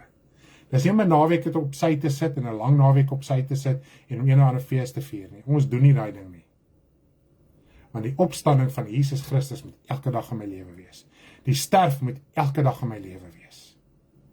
Nie net nou en dan nie. Dis hoekom Jesus vir my gesterf het. Dis hoekom die wêreld verander het. Dis hoekom Jesus Christus gekom het. Dit was die 3de verandering. Nou daar's vele Ou Testamentiese profesieë wat dit openbaar maak hoe God sy wraak op hierdie aarde gaan uitstort en met Jesus Christus se sterf, die kruisiging, is die wraak afgewend, dat die wêreld nie meer vernietig sou word nie. Die Ou Testamentiese tyd was 'n tyd van wraak en van die vloek. Die Nuwe Testamentiese tyd, die wraak is nou weg, fisies, vleeslik terwyl ons op aarde lewe. En jy kan besluit of jy met die vloek wil lewe of nie. Maar die krag van sonde, die vloek is gebreek deur Jesus Christus. En dit is een woord, vergifnis. Ons klik nie die krag van vergifnis nie. Goed. Nou ek wil net gou vir jy bietjie in 'n prentjie bring. Sedert Jesus Christus, wat in ons materiële wêreld verander het. Okay? Kom ons spring gou eers oor na Handelinge 19 toe. Op een plek. Dat is natuurlik, ek gaan nie alles noem en alles praat. Ek wil net op een punt gou fokus, sodat jy kan verstaan wat het ingrypend verander. Dan gaan lees jy weer deur Handelinge. Dan gaan jy eintlik sien wat het werklik verander van na Jesus se kruisiging. En ook net die feit dat die gees in jou siel weer uitgestort kan word, wat verander het met die vloed. Weet jy wat se geestelike verandering was dit? Kom ons lees gou, Handelinge 19, ek gaan lees vers 18 en 19. Handelinge 19 vers 18 en 19. Was op tyd gewees wat Paulus bedien het en die Here het kragtig gewerk, maar ek gaan nou net vir julle net hierdie 2 verse lees. En baie van die wat gelowig geword het belydenis kom doen en hulle dade bekend gemaak. En verskeie van die wat met towery omgegaan het die boeke bymekaar gebring en voor almal verbrand. En hulle die waarde daarvan bereken en gevind dat dit 50.000 silwerstukke was. Nou ja, kom ek bring gou jou in 'n prentjie. So dit is boeke van towery. Nou ons lees in die Ou Testament van towery van so 'n aard wat jy nooit ooit weer gekry het nie. Ek meen, nog niemand het hulle droë stok neergegooi, 'n slang geword en iemand anders is 'n stafslang gaan insluk nie. Nog nooit is dit gehoor nie. Die towenaars in Egipte het hulle stawwe neergegooi en dit slange geword. As ons dink net aan die 10 plaae, tot op watse punt die towenaars kon saam die towery kunstig kon gedoen het. Deur towery dinge kon verander het. Nou al daai goeters is gedokumenteer hoe hulle dit gedoen het. Nou is daar baie ander dinge, ek gaan nie oor alles praat nie. Dis hoekom die towerheks van Endor Samuel kon opgeroep het. Hulle het vrye toegang tot Satan se bose koninkryk gehad. Samuel se siel was ook in die doderyk. Want hy sê vir Saul, nadat hy opgeroep is, jy en jou manskappe gaan môre wees waar ek is. Saul wat 'n vyand van God geraak het na dieselfde plek toe gegaan as Samuel, wat sy lewe lank regverdig geleef het en van God gehoor het. So dit wys julle almal was in die doderyk en sy manskappe. Goed. Nou, as ons kyk na die towerboeke en ek en nou so 'n bietjie gaan moeite doen. Hoeveel is 50.000 stukkies silwer? En ek gaan nou met jou verder praat oor die toweryboeke. Goed? Dit is ongeveer, een silwerstuk is ongeveer 1 dagloner se dag. So, as jy dink in 'n dagloner, jy kry ou vir 'n dag om in jou tuin te werk, of jy moet te help, dit is ongeveer so R300. En ons, party betaal bietjie minder, party betaal bietjie meer, maar ek dink so 'n ballpark figure vir 'n dagloner is R300 seker die going rate. Nou kom ons vat dit op R300. Weet jy hoeveel geld is dit? 15 miljoen rand. So is 50.000 werksdae. 137 jaar as jy in een gaan werk. Dis die hoeveelheid boeke, die waarde van die boeke wat verbrand is. Toe dink ek gaan nou een stapie verder gaan.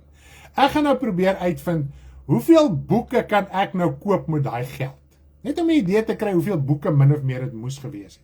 Nou ja, as jy kyk na fiksieboeke, dit is nou daai storieboeke en daai goeders, want ek meen obviously die pryse verskil van R100 tot 400, 500, 600 rand.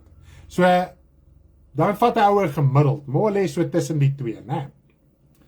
Jy kan tussen 40 tot 60.000 fiksieboeke gekoop het. Goed? Bybels, min of meer 60.000 Bybels. As jy kyk na akademiese boeke, want akademiese boeke kan ons baie duur wees, tot R3.000. As jy die tweedehandse koop is natuurlik baie goedkoper, maar ook so 'n middelweg is so R1.000 na R1.500 per akademiese boek. Dan is dit 10.000 tot 18.000 boeke.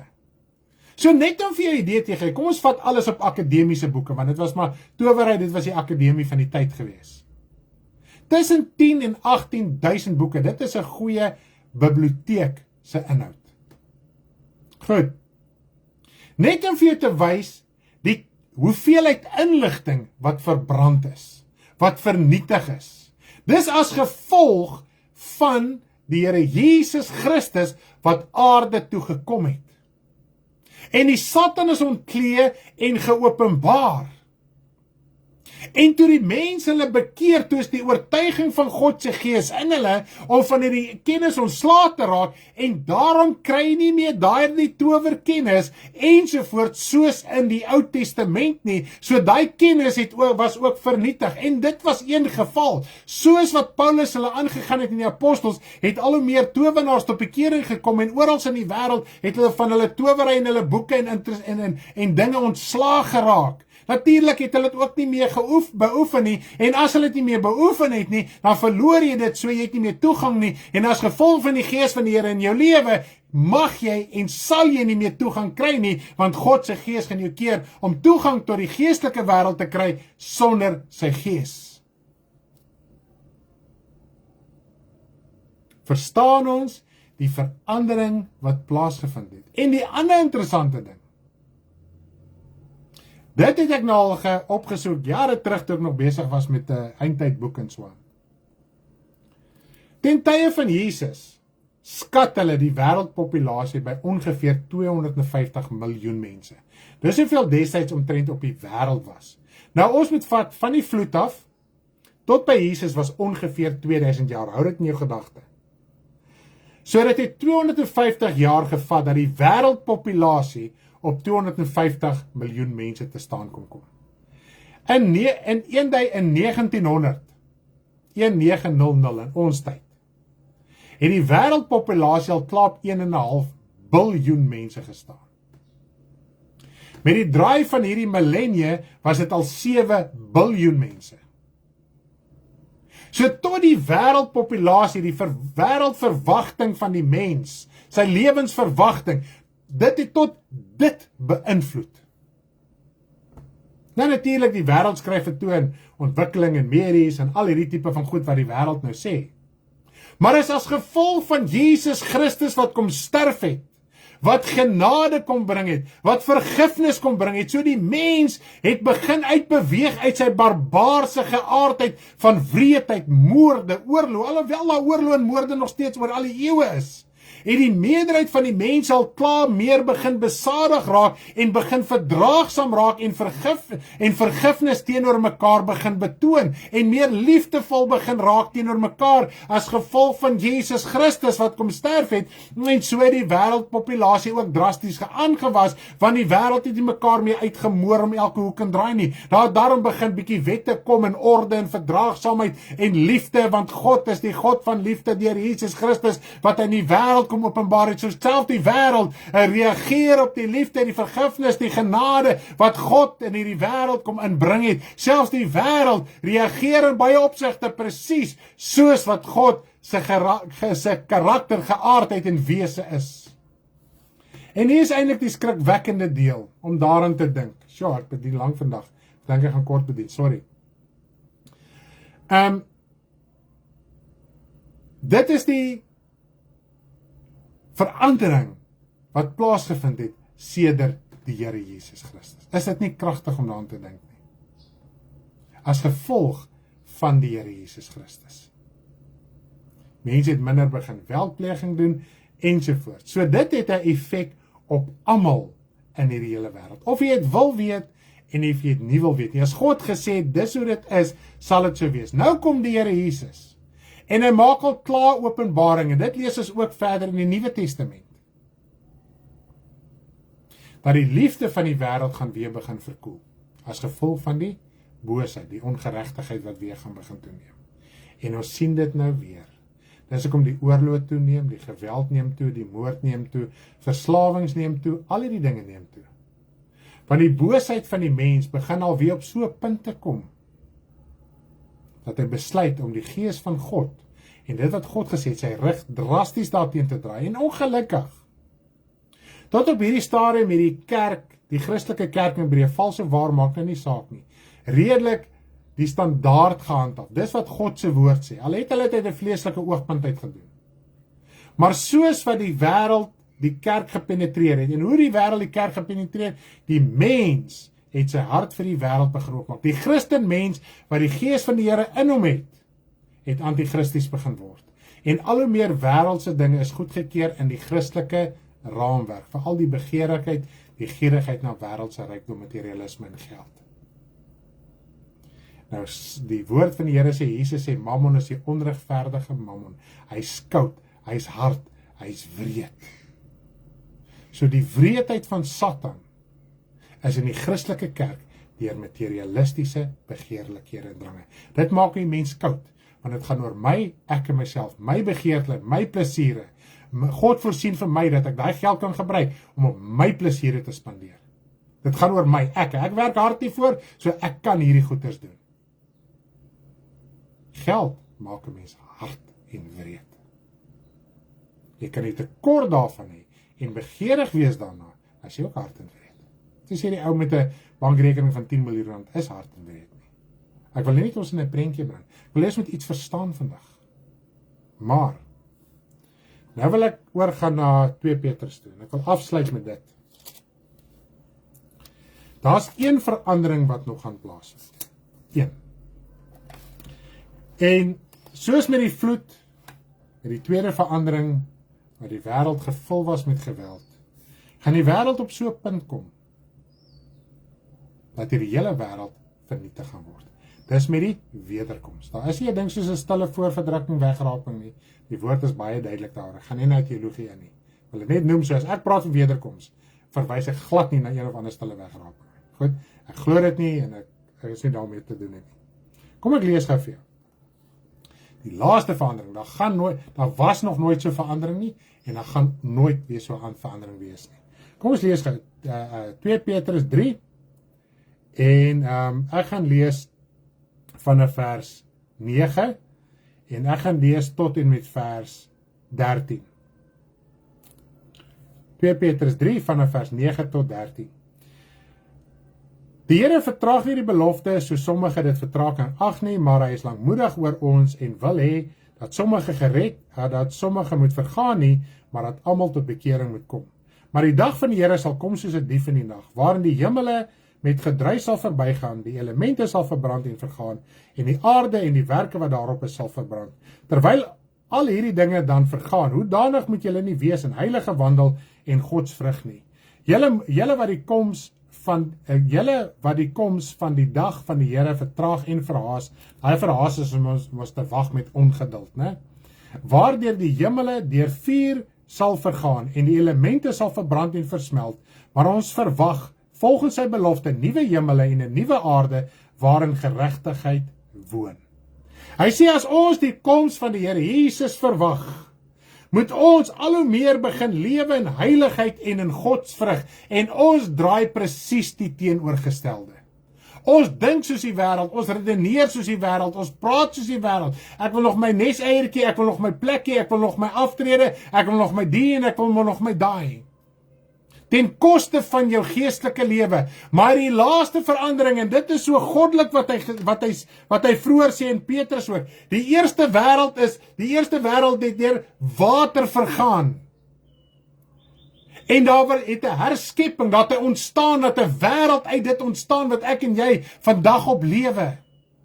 Maar die aarde gaan nou met vuur verbrand, dit gaan nie meer met water oorstroom nie. So al hierdie flieks en goeters wat uitgekom het oor al die jare oor die wêreld met water gaan vergaan is vals, is verkeerd.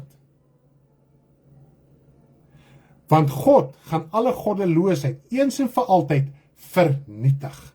Want uit water kom daar geboorte, uit water kom daar lewe, maar uit vuur verslind, vuur verteer, vuur verwoes, vuur vernietig.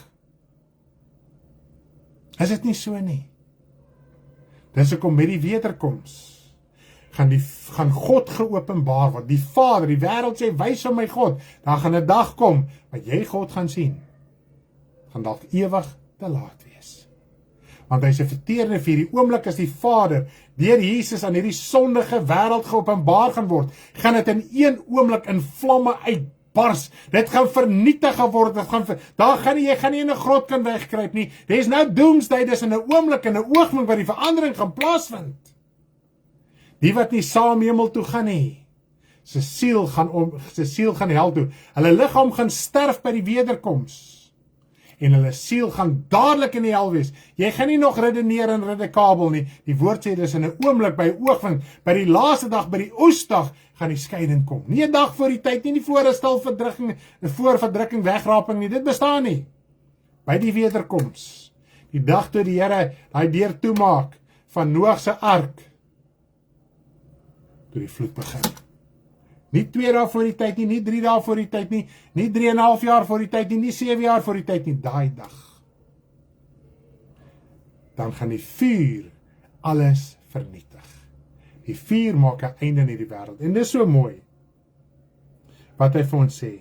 Ons verwag volgens sy belofte, nie volgens my belofte, my teologie, my doktrine, dit wat ek geleer het nie, volgens sy belofte, nuwe hemele en 'n nuwe aarde. Dit is al in Jesaja geprofeteer, dit word in Openbaring herhaal. So dit staan vas. Ek wil nie op hierdie aarde bly nie. Hy gaan verbrand en versmelt, en is my begeerte na die aarde is, gaan my liggaam op hierdie aarde sterf, met die wederkoms my siel gaan in die hel wees. Maar as ek 'n ewige verwagting het, en ek verstaan waar gaan dit, dan kom hierdie laaste verandering. En dis ewig en vir altyd verby met hierdie wêreld. Daar gaan nie weer 'n wêreld ontstaan uit water nie. Dis klaar, dis verby. Dit is God se geregtigheid. Baie dankie dat jy vandag na my geluister het. Mag die Here u baie, baie ryklik seën. Ek gaan nie weet wie hy weer afsluit met ons lied wat ons aanvanklik begin het, so jy moet net 'n geseënde dag in die Here hê, en ons is so lief vir almal. Ons ontvang die Heilige Gees.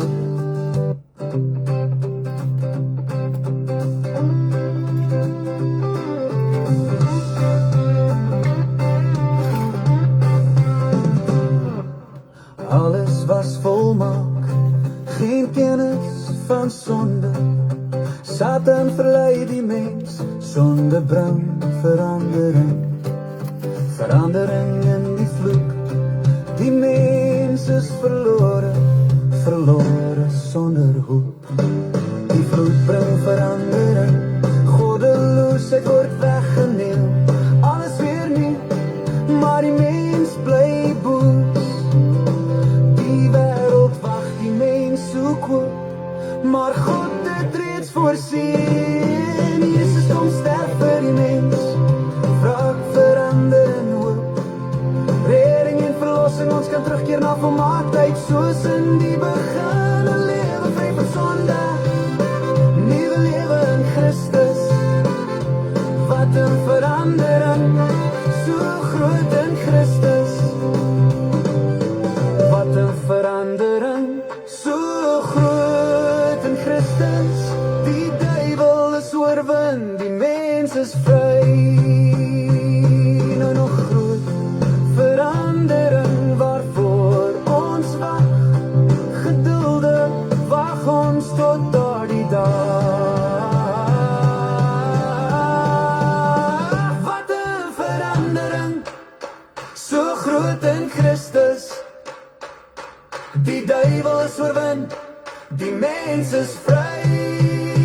'n lewe vry van sonde, nuwe lewe in Christus.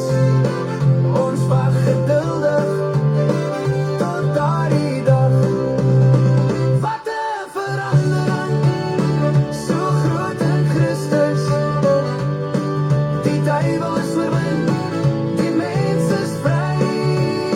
'n lewe vry van sonde, nuwe lewe in Christus. Ons wag geduldig tot daardie dag. Bye almal. Kom.